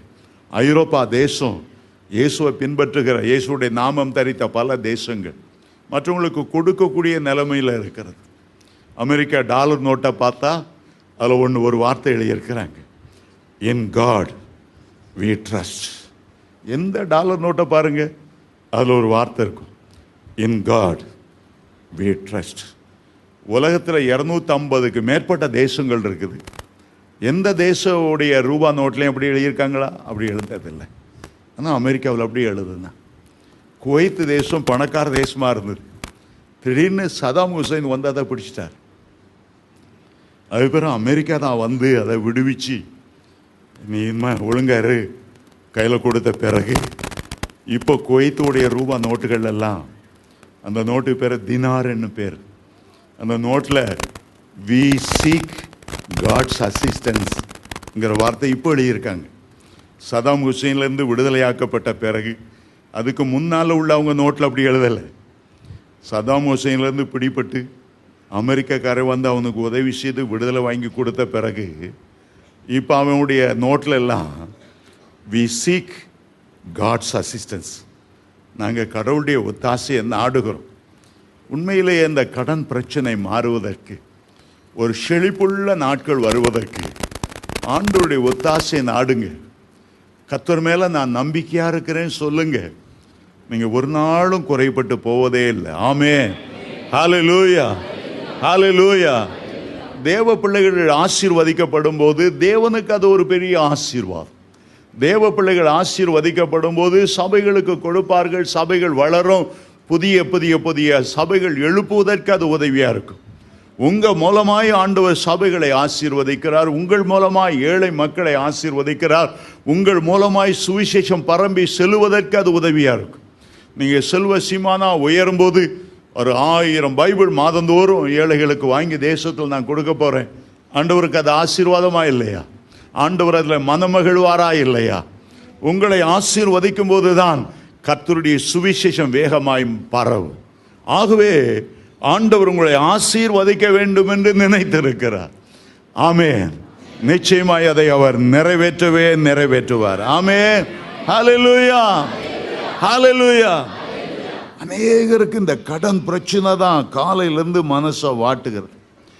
இந்த உபாதிக்கிறவங்களுடைய கையில் சிலரை கொடுத்து இந்த அமீனா வீட்டுக்குள்ளே வந்து ஆமை பூந்த வீடும் அமீனா பூந்த வீடும் விளங்காதுன்னு சொல்லுவாங்க. இந்த ஈட்டிக்காரை மாதிரி வசூலிக்க 4 பேர் வருவாங்க, மானங்கிட்ட கேள்வி கேட்பான்.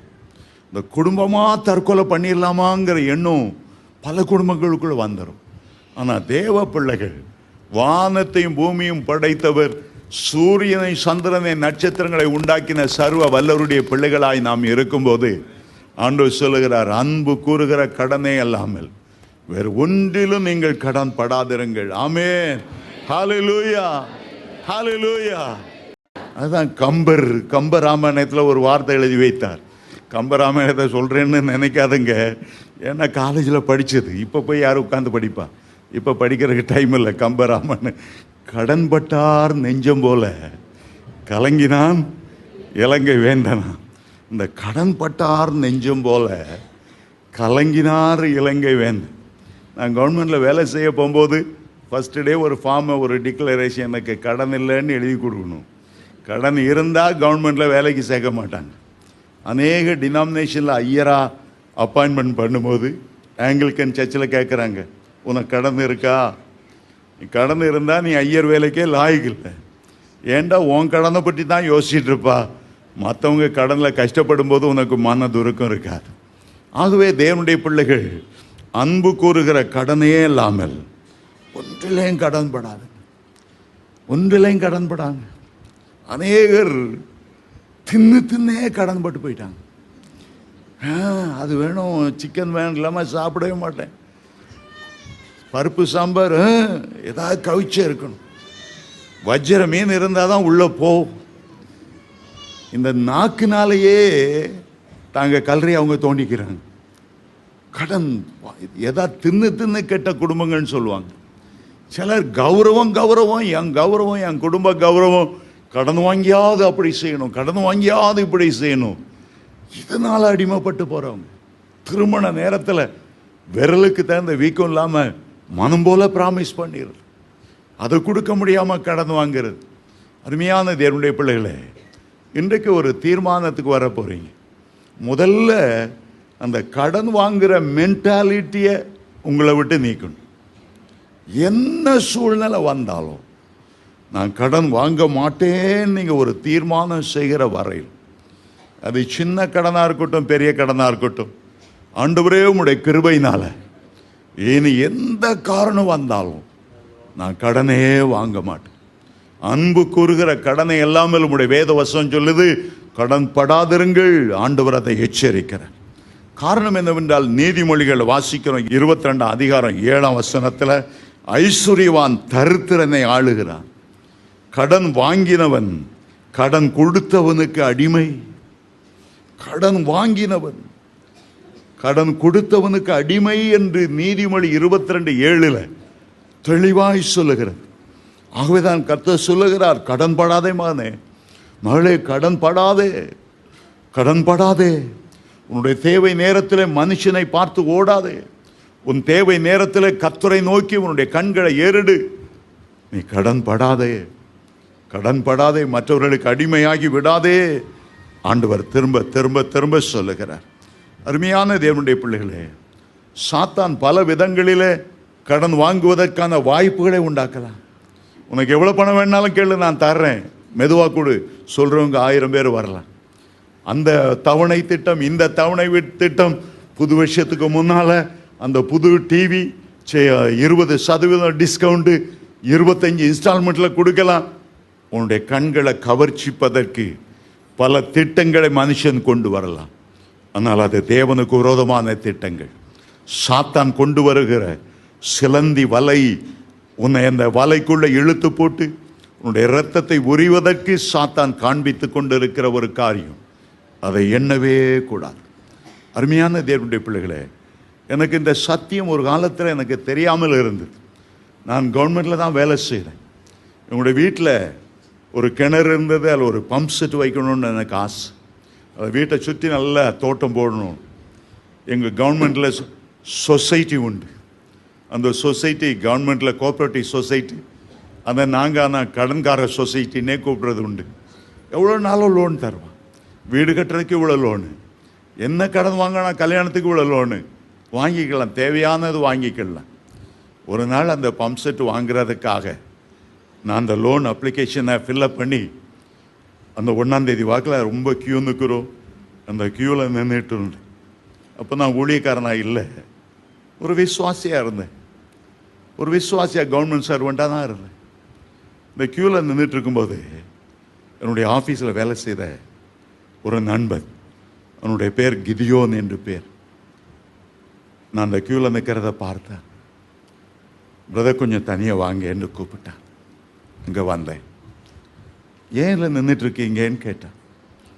நம்ம கடன்கார சொசைட்டியில் ஒரு பம்ப் செட் வாங்குறதுக்கு கொஞ்சம் லோன் போடலான்னு நின்றுட்டுருக்கிறேன் சொன்னா, திடீர்னு ஆண்டவருடைய வருகை இருந்தா, இன்னைக்கு ராத்திரி ஆண்டவருடைய வருகை இருந்தா, கர்த்தருடைய பிள்ளைகளெல்லாம் பறந்து போவாங்க. ஆனால் ஆயத்தம் இல்லாதவங்க கைவிடப்பட்டு அந்தி கிறிஸ்துவுடைய பயங்கரமான உபத்திரவ காலத்தில் சிக்கிடுவாங்க. நீங்க கடன் வாங்குறீங்க, கர்த்தருடைய வருகையில் போவீங்களா? கர்த்தருடைய வருகை நினையாத நேரம் இருக்குமே, நீங்க போவீங்களா? நான் சொன்னேன், நான் போவேன். அவன் சொன்னா, எக்காலம் ஓதும் பறக்கலான்னு நினைப்பீங்க. இந்த கடன்கார சொசைட்டி உன் பேண்டை பிடிச்சி கீழே இழுக்கும், உன் காலை பிடிச்சி கீழே இழுக்கும். மரியாதையா இந்த கடனை வச்சுட்டு பிபி போலான்னு பார்க்குறியா? கடனை மரியாதையை கீழே வை. இந்த சொசைட்டி ஒன்றை விடாது. கடனை வாங்கி கொண்டு கர்த்தருடைய வருகையில் ஒரு நாளும் போக முடியாது. கடன் வைத்து கொண்டு வருகையில் போகவே முடியாது. சிந்தித்து பார், நீ அந்தி கிறிஸ்து ஆட்சியில் சிக்கி அவனுடைய கொடூரத்தை, அவனுடைய வேதனை நீ அனுபவிக்கணும்னு ஆசைப்படுறியா?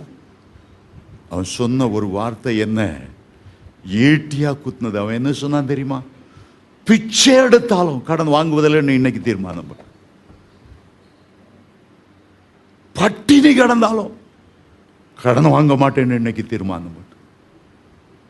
என்னதான் நீ தீர்மானம் பண்ணாம எத்தனை ஊழியக்காரில் போய் தலையில கை வச்சு என் கடன் பிரச்சனை, ஐயா கடன் பிரச்சனை ஜோமனுங்க, ஒரு பிரயோஜனம் இருக்கு? எத்தனை பேர் உனக்கு தீர்க்கதரிசனம் சொன்னாலும் உனக்குள்ள ஒரு தீர்மானம் பண்ணலன்னா கர்த்தரே உனக்கு உதவி செய்ய முடியாது. ஆண்டவருடைய வாக்கு தத்தத்தை நீ பற்றி கொண்டு இன்றைக்கு தீர்மானம் செய். நான் பட்டினி கிடந்தாலும் சரி, பிச்சை எடுத்தாலும் சரி, என்னமா நான் கடன் வாங்க மாட்டேன் சொல்லி என் கையில் இருந்த அப்ளிகேஷன் ஃபார்மை வாங்கினேன். துண்டு துண்டா என் முன்னால் கழிச்சான், குப்பையில் போட்டான். உண்மையில் அன்னைக்கு தீர்மானம் பண்ணேன். 30 வருஷம் ஆச்சு கடன் வாங்காம இந்த ஆண்டவர் பாதுகாத்து கொண்டார். ஹல்லேலூயா. என்றைக்கு நீங்க தீர்மானம் பண்ணுகிறீர்களோ அன்னைக்கு கர்த்தர் உங்களுக்கு இடைப்படுகிற நேரம், கர்த்தர் தன்னுடைய வல்லமையை வெளிப்படுத்துகிற நேரம், அற்புதங்களை அதிசயங்களை செய்கிற நேரம். என்னைக்கு அங்கே வாங்கி இங்கே கொடுத்துடலாம், இங்கே வாங்கி இங்கே கொடுத்துடலாம், இங்கே கைமாத்து வாங்கி இங்கே கொடுத்துடலாம் நினைக்கிறீங்களோ, ஆண்டவனை கைவிடுகிற நேரம். சரி, வா, இஷ்டப்படி போ, நீ இஷ்டப்படி அந்த மார்வாடிகிட்ட போய் வாங்கு, இஷ்டப்படி கொண்டு போய் அடகு வை, நகை அடகு வை, நீ பார்த்துக்க, உன்னை நான் ஆசீர்வதிக்க முடியாது. சில வேளைகளில் சோதனை வரத்தான் செய்யும், சோதனை வரத்தான் செய்யும். எனக்கு ஏன் அந்த தீர்மானம் பண்ணி கொஞ்ச நாளில் நான் வெளிநாட்டுக்கு ஊழியத்து போயிட்டேன். தாய்லாந்து சரியான ஒன்றும் காணிக்கல. என் மனைவி முழு பேர்காலமாக இருந்தா, குழந்தை பிறந்தது, தாய்ப்பால் இல்லாமல் ரொம்ப கஷ்டப்பட்டா. லேக்டோஜன்னு ஒரு கலக்கி கொடுப்பா, 20 ரூபா ஒரு சின்ன டின்னு, அது வாங்க காசு இல்லை, அது வாங்க காசு இல்லை. அவங்க அப்பாட்ட போய் கேட்டா ஒரு 10 ரூபாயோ சில்லறையோ கொடுத்தார். அது அவ்வளோதான் அவர்கிட்ட இருந்தது. வீடெல்லாம் எங்கே 10 பைசா கிடக்கு, 4 கிடக்கு, 50 பைசா கிடக்கு, தேடனா 20 ரூபா கிடச்சிச்சு. கடன் வாங்குறதுக்கு அந்த கடையில் போய் இந்த லேக்டோஜன் சின்ன டின் வாங்குறதுக்கு அதில் போய் கொண்டு இருந்தான். எதில் பார்த்து ஒரு ஊழியக்கார் வந்தார். ஊழியக்காரரை பார்த்த உடனே ஒரு நினைத்தா, அந்த ஊழியக்காருக்கு தப்பி தவறி இதை கொடுத்துடக்கூடாது. அந்த ஊழியக்காரி ஒரே பார்த்து வரார். சிஸ்டர், உங்களை தான் பார்க்க வந்தேன். மனசில் நினைக்கிறா, இவர் என்னதான் பஞ்ச பாட்டு பாடினாலும் 5 ரூபா நான் கொடுக்க மாட்டேன். அவர் பல்ல காட்டிட்டு வாரார். சிஸ்டர், உங்கள்கிட்ட ஒரு 20 ரூபா வாங்கலான்னு வாரேன், எனக்கு அந்த கஷ்டம் இந்த கஷ்டம். இவன் மனசை கடினப்படுத்திட்டு இருக்கிற நேரம் உள்ள ஒரு குரல் கேட்குது, இந்த 20 ரூபாய் கொடுத்துரும்.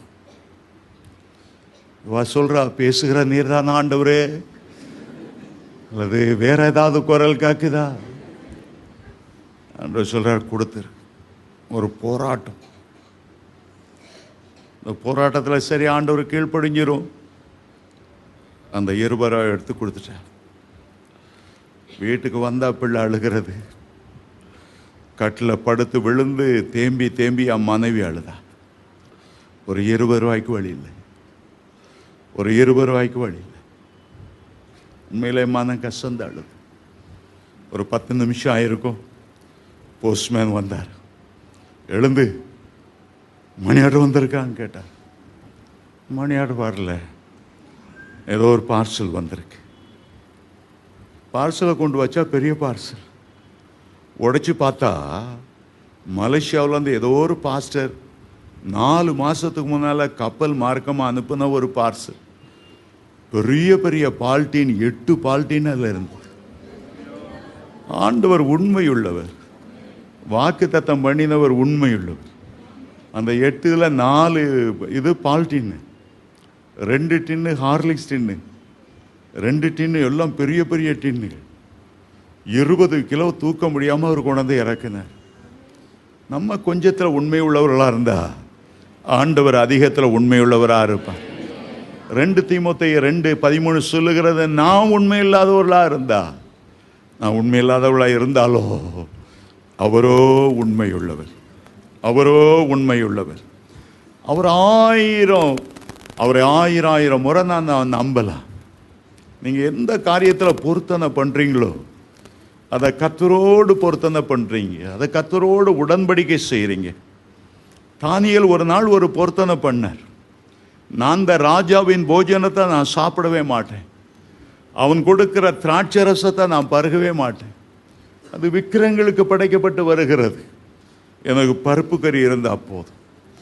ஆகவே தானியேல் 1:8 சொல்லுகிறது, ராஜாவின் போஜனத்தாலும் திராட்சை ரசத்தாலும் நான் தீட்டுப்பட மாட்டேன் என்று தானியேல் தீர்மானம் செய்தார். ஆண்டவர் அதை கனம் பண்ணினார். வெறும் பருப்பு தான், ஆனால் கொழுத்த பலகாரங்கள், கொழுத்த உணவு வகைகள், அவனோட சேர்ந்த எல்லா ட்ரெயினி எல்லாருக்கும் வந்தது. ஆனால் வேதம் சொல்லுகிறது, அந்த மட்டன் சிக்கன் சாப்பிட்டு ராஜாவுடைய கொழுத்த ஜந்துக்களை சாப்பிட்டவங்களை பார்க்கலாம், தானியேல் முகம் 10 மடங்கு களையுள்ளதாக இருந்தது, புஷ்டி உள்ளதாக இருந்தது. மாத்திரம் இல்லை, அவ்வளவு மட்டன் சாப்பிட்டு அவ்வளோ ஆட்களை பார்க்கலாம். கர்த்தர் தானியேலுக்கு 10 மடங்கு ஞானத்தை அதிகமாக கொடுத்தார். வெளிப்பாட்டு வரங்களை ஆண்டவர் கொடுத்தார். ஆண்டவருடைய ட்ரைனிங் பீரியடு கொஞ்சம் காலம் தான் இருக்கும். ஆனால் அதில் நம்ம உண்மை உள்ளவர்களாக இருந்தால், பட்டினி கிடந்தாலும் நான் கடன் வாங்க மாட்டேன், பிச்சை எடுத்தாலும் கடன் வாங்க மாட்டேன், ஆண்டவர் உங்களை கனம் பண்ணுவார். ஆமென். ஹல்லேலூயா, ஹல்லேலூயா. அருமையான தேவனுடைய பிள்ளைகளே, ரெண்டாவதாக உங்களுடைய வாழ்க்கையில் ஒரு செழுமை வரணும்னா, நீங்கள் ஒரு செல்வ சீமானா விளங்கணும்னா, ஆண்டவரை எப்போதும் உங்களுடைய பிஸ்னஸில் அல்லது உங்களுடைய தொழிலில் அல்லது உங்கள் குடும்பத்தில் ஒரு பார்ட்னராக கொண்டு வாருங்க. பார்ட்னர்னா சீனியர் பார்ட்னர் ஆண்டவராக இருக்கணும். என்ன கையிட்டு செய்கிற பிரயாசத்திலும் கூட ஆண்டவர் உங்களுக்கு ஒரு பார்ட்னராக இருந்து ஆண்டவர்கிட்ட போய் கேளுங்க, நான் எப்படி இந்த வேலையை செய்கிறது, எப்படி இந்த பிஸ்னஸை செய்கிறது, நான் அநேக ஏழை மக்களுக்கு உதவி செய்யணும், நான் என்ன செய்கிறது. ஆண்டவர் சொல்லுகிறார், நான் உனக்கு ஆலோசனை கொடுப்பேன், நான் உனக்கு போதித்து நீ நடக்க வேண்டிய வழியை உனக்கு காண்பிப்பேன், உன்மேல் என் கண்ணை வைத்து உனக்கு ஆலோசனை சொல்லுவேன் என்று சங்கீதம் 32:8 அவர் சொல்லி இருக்கிறார். ஆண்டவர் ஒரு சீனியர் பார்ட்னராக போடுங்க. சில ஆண்டுகளுக்கு முன்பு நான் மலேசியா போகும்போது இந்தியாவிலேருந்து படிச்சுட்டு அங்கே வந்த ஒரு டாக்டரை பார்த்தேன். அவர் ஒரு இடத்துல தன்னுடைய நர்சிங் ஹோம் ஆரம்பித்தார். அங்கே ஏற்கனவே பெரிய பெரிய டாக்டர்ஸ் 5 பேர் இருந்தாங்க. எல்லாம் சீன டாக்டர்கள், பிரசித்தி பெற்ற டாக்டர்கள். அவங்களுக்கு கைராசி டாக்டர்கள் என்று மலேசியாவில் பேர். எந்த வியாதியும் அவங்களுக்கு குணப்படுத்துவார். அப்படி 5 பெரிய டாக்டர்கள் பெரிய ஆஸ்பத்திரி வச்சிட்டு இருக்கும்போது இவர் ஒரு குட்டி ஆஸ்பத்திரியை ஒரு மூலையில் போய் ஆரம்பித்தார். இந்த 5 பேருக்கும் இவர் மேலே கோபம். இந்த ஆளியா இங்கே வந்தான், இங்கே வந்து இவன் என்ன செய்ய போகிறான், அதை இந்தியாவில் படிச்சுட்டு வந்திருக்கிறான், அவனை எப்படியாவது நசுக்கணும்னு பார்த்தாங்க. தலை எடுக்கக்கூடாதபடி என்னென்ன விதத்தில் அவனை தடுக்க முடியுமோ தடுக்கணும்னு நினைத்தாங்க. ஆனால் அவர் நல்லா ஜெபிக்கிறவர். ஆரம்பிக்கும் போது ஆண்டவரை பார்த்து ஜெபம் பண்ணார். ஆண்டவரே, நீர் என்னுடைய மூத்த பங்குதாரர், நீ என்னுடைய பார்ட்னர், நம்ம 2 பேரும் ஒரு உடன்படிக்கை செய்வோம். எந்த நோயாளி வந்து எனக்கு டாக்டர் ஃபீஸ் கொடுத்தாலும் பக்கத்தில் ஒரு தகர டப்பா, அதில் நான் தசம பார்த்த போட்டுருவேன். 2 ரூபா கன்சல்டிங் ஃபீஸு, 20 பைசா நான் உள்ளே போட்டுருவேன். நான் அதை தொடவே மாட்டேன், கர்த்தருடைய ஊழியக்காரர்களுக்கு கொடுப்பேன். ஆண்டவர் முன்வைத்தார், ஆண்டவர்கிட்ட ஆலோசனை கேட்டார். நடந்தது என்ன தெரியுமா?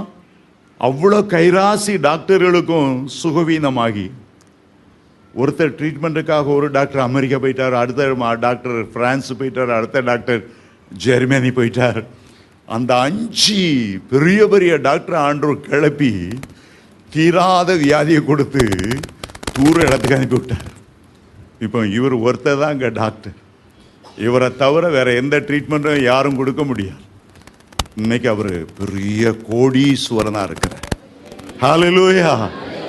இந்தியாவிலேருந்து போகிற ஊழியக்காரங்களுக்கு மட்டும் இல்லை, அமெரிக்கா ஊழியக்காரங்களுக்கு கொடுக்கக்கூடிய அளவு, ஜெர்மன்லேருந்து வந்த ஊழியக்காரர்களுக்கு கொடுக்கக்கூடிய அளவு ஆண்டவர் அவரை உன்னத ஸ்தானத்துக்கு உயர்த்தினார். ஆமென். ஹல்லேலூயா. ஆண்டவரோட பார்ட்னராக இருக்கும்போது ஆண்டவர் நம்ம கூட இருந்து கிரியை செய்கிறவராக இருப்பார். நான் ஒரு நாள் ஆண்டவர்கிட்ட சொன்னேன், எனக்கு கொடுத்த எல்லாமே உம்முடையது, நீர் யாருக்கு எவ்வளோ கொடுக்கணும்னு சொன்னாலும் நான் தாராளமாக நான் கொடுப்பேன். ஏன்னா நான் கொடுக்கறதுக்கு மேலே நீர் எனக்கு திருப்பி கொடுக்க போறீர். ஆமென். ஹல்லேலூயா. ஆண்டவர் மேலே உள்ள அன்புனால கொடுக்க கொடுக்க. சிலர் சொல்லுவாங்க, ஆண்டவர்கிட்ட பேரம் பேசுகிற மாதிரி, நான் சைக்கிளை கொடுத்தா எனக்கு மோட்டர் பைக் கொடுப்பீரா, மோட்டர் பைக் கொடுத்தா கார் கொடுப்பீரா, அப்படி கொடுக்கறதா இருந்தால் சொல்லும், மோட்டர் பைக்கை கிராம ஊழியத்துக்கு கொடு. அப்படி அல்ல, உன்னை எதிர்பார்த்து ஆண்டவருக்கு கொடுக்கறதல்ல. ஆண்டவரே நேசிக்கிறேன், நான் கொடுக்குறேன், எனக்காக உண்மையே கொடுத்தீரு, உம்முடைய இரத்தத்துக்கு ஈடாக நான் என்ன கொடுக்க முடியும், உம்முடைய ஜீவனுக்கு ஈடாக நான் என்னத்தை கொடுக்க முடியும், நானும் எனக்குரியவைகள் எல்லாம் உமக்குரியது, உண்மையில் அன்பு வைத்து நான் கொடுக்குறேன். அதுதான் உண்மையாய் ஆண்டவருக்கு கொடுப்பது.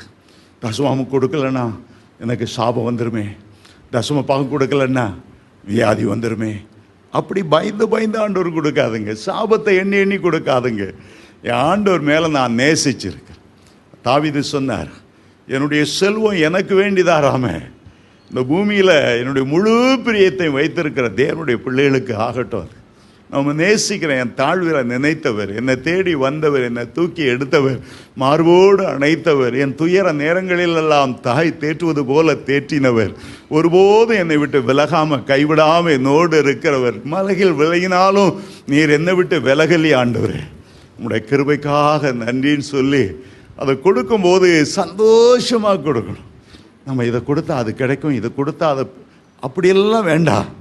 சந்தோஷம் ஆண்டவர் கொடுக்கும்போது ஆண்டவர் மன மகிழ்ச்சி உள்ளவராகி நிச்சயமாய் நம்மை ஆசீர்வதிப்பார். ஆமென். ஹல்லேலூயா, ஹல்லேலூயா. நம்ம விதைத்தால் தான் அறுவடை செய்ய முடியும். நம்ம விதைக்காம போய் அறுவடை எதிர்பார்க்க முடியாது. உங்களுக்கு ஒரு பெரிய வீடு வாங்கணும், முதல்ல விதைங்க. கர்த்தருடைய ஆலயம் எங்கே கட்டுறாங்களோ கொடுங்க, தாராளமாக கொடுங்க. நான் ஒரு நாளும் சொல்ல மாட்டேன் நீங்கள் ஏலிம் சபை கொடுத்தா தான் கத்தடத்தில் போகும் என்று. இல்லவே இல்லை. நீங்கள் எந்த ஒரு ஏழை ஊழியக்காரன்ட்ட கொடுத்தாலும் அது ஆண்டவருடைய கரத்தில் போய் சேரும்.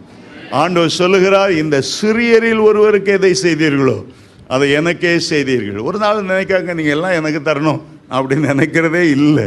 நான் பணத்தை பற்றி பேசுகிறதும் இல்லை.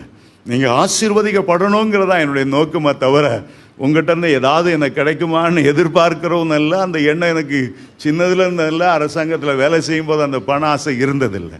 கர்த்தர் எனக்கு நிறைவாய் தந்து கொண்டே இருக்கிறார். நான் அதில் சந்தோஷமாக இருக்கிறேன். ஆமென். ஹல்லேலூயா, ஹல்லேலூயா. எந்த ஒரு ஏழை ஊழியக்காரனுக்கு, எந்த ஒரு கிராம ஊழியக்காரனுக்கு ஆண்டவருடைய உள்ளத்தில் ஏவி நீங்கள் கொடுத்தாலும் கர்த்தர் அதை கணக்கில் வைத்திருப்பார். ஆமென். ஹல்லேலூயா, ஹல்லேலூயா. ஒரு கலசம் தண்ணீர் கொடுத்தால் கூட அதனுடைய பலனை நீங்கள் அடையாமல் போவதில்லை. ஆமென். ஹல்லேலூயா. மூன்றாவது ஒரு சின்ன காரியத்தை சொல்லி முடிக்கிறேன், என்னுடைய நேரம் முடிகிறது. உங்களுடைய வீட்டை ஆண்டவருக்குன்னு பிரதிஷ்டை செய்யுங்க.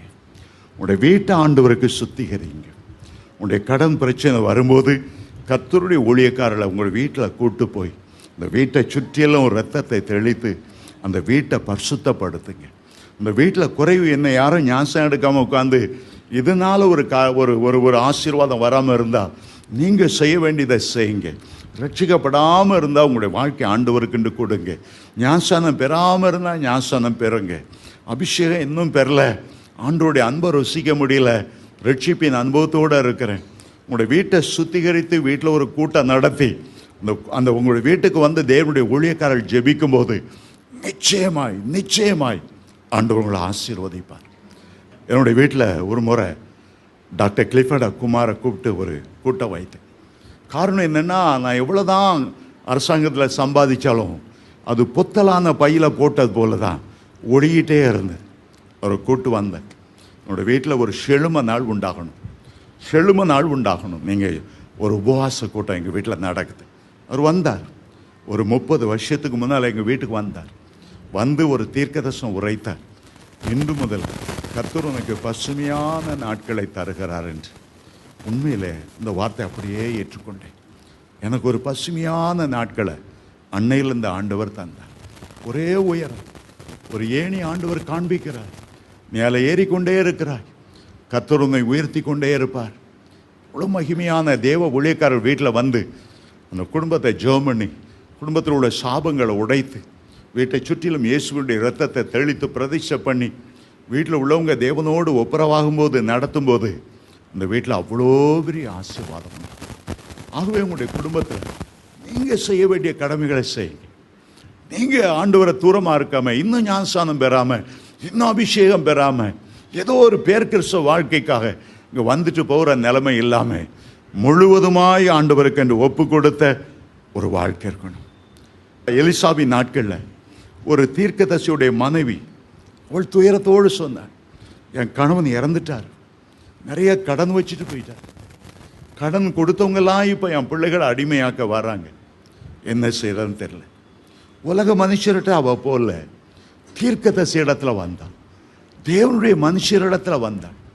உலகத்தார்கிட்ட போய் ஆலோசனை கேட்டிருந்தா அங்கே வாங்கி இங்கே கொடுன்னு சொல்லியிருந்திருப்பாங்க.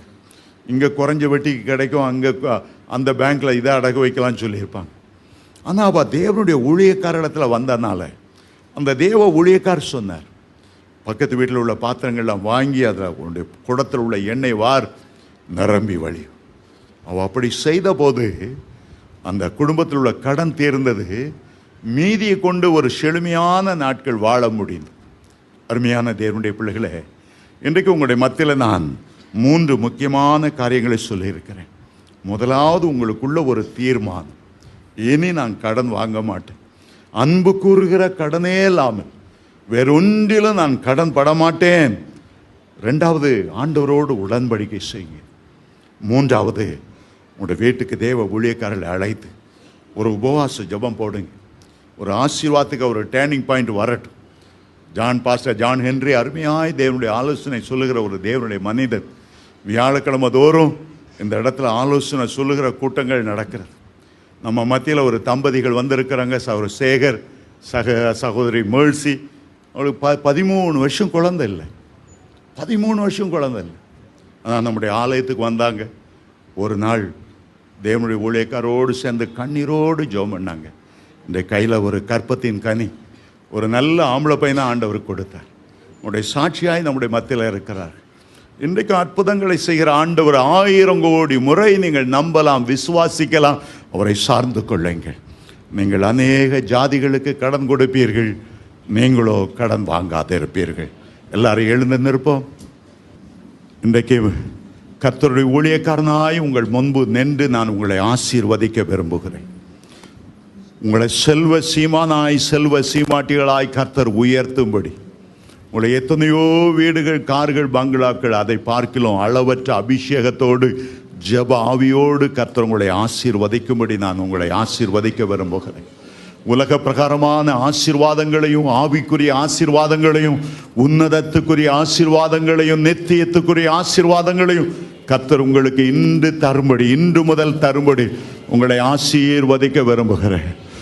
நமக்கு முன்பாக இயேசு கிறிஸ்துவே நின்று கொண்டு உங்களுக்கு நேர் முன்பாக கரங்களை உயர்த்தி உங்களை ஆசீர்வதிக்கிறது போல, மனதுருகி ஆசீர்வதிக்கிறது போல, தன்னுடைய இரத்தத்தை ஊற்றி ஊற்றி ஊற்றி உங்களை ஆசீர்வதிக்கிறது போல, உங்க மேல அபிஷேக தைலத்தை ஊற்றி ஊற்றி ஆசீர்வதிக்கிறது போல, வாக்கு தத்தங்களை உங்களுக்கு தந்து தந்து ஆசீர்வதிக்கிறது போல விசுவாசித்து இன்றைக்கு அந்த ஆசீர்வாதத்தை ஏற்றுக்கொள்ளுங்க. நான் ஆசீர்வதிக்கப்பட்டவன், நான் தேவனுடைய பிள்ளை, நான் ராஜாவுடைய பிள்ளை, நான் உயர்வே, என் பாத்திரம் நிரம்பி வழியோ, அநேக ஜாதிகளுக்கு கடன் கொடுப்பே, கடன் வாங்காத இருப்பே. கர்த்தர் என்னை உலகத்துக்கு ஆசீர்வாதமாக்குவார். என்னை ஆசீர்வதிக்கிறவர்களை கர்த்தர் ஆசீர்வதிப்பார். நான் அநேக ஜாதிகளுக்கு ஆசீர்வாதமாக இருப்பேன். அப்படியே ஆண்டவரை ஸ்தோத்திரம் பண்ணுங்க. சத்தத்தை உயர்த்தி, கைகளை உயர்த்தி, உங்களுக்கு ஒத்தாசை வருகிற கண்மலையாகிய தேவனுக்கு நேராய் உங்களுடைய உள்ளத்தை, கரங்களை உயர்த்தி ஸ்தோத்திரம் பண்ணுங்க, ஸ்தோத்திரம் பண்ணுங்க. கர்த்தருடைய வல்லமை உங்கள் மேல் இறங்கி வரட்டும். உன்னதமானவருடைய ஆசீர்வாதம் உங்கள் மேல் இறங்கி வரட்டும். ஆபிரகாமை ஆசீர்வதித்த தேவன் உன் அப்பத்தையும் தண்ணீரையும் ஆசீர்வதிப்பார். வியாதி உன்னை விட்டு விலக்குவார். நீ தேவனாகிய கர்த்தராலே ஆசீர்வதிக்கப்பட்டவன். அவர் சீயோனிலிருந்து உன்னை ஆசீர்வதிப்பார். அந்த ஆசீர்வாதத்தை ஏற்றுக்கொள்ளுங்க, அந்த ஆசீர்வாதத்தை ஏற்றுக்கொள்ளுங்க. உம்மை விசுவாசிக்கிறேன் ஆண்டவரே. நான் செல்வ சீமானாய், செல்வ சீமாட்டியாய் இருப்பேன். 1000 ஏழை மக்களுக்கு உதவி செய்வேன். கிராம ஊழியர்களுக்கு உதவி செய்வேன். சுவிசேஷ வேலைக்கு ஊழியம் செய்வேன். ஹalleluya. கைகளை தட்டி ஆண்டவருக்கு நன்றி செலுத்துவோம்.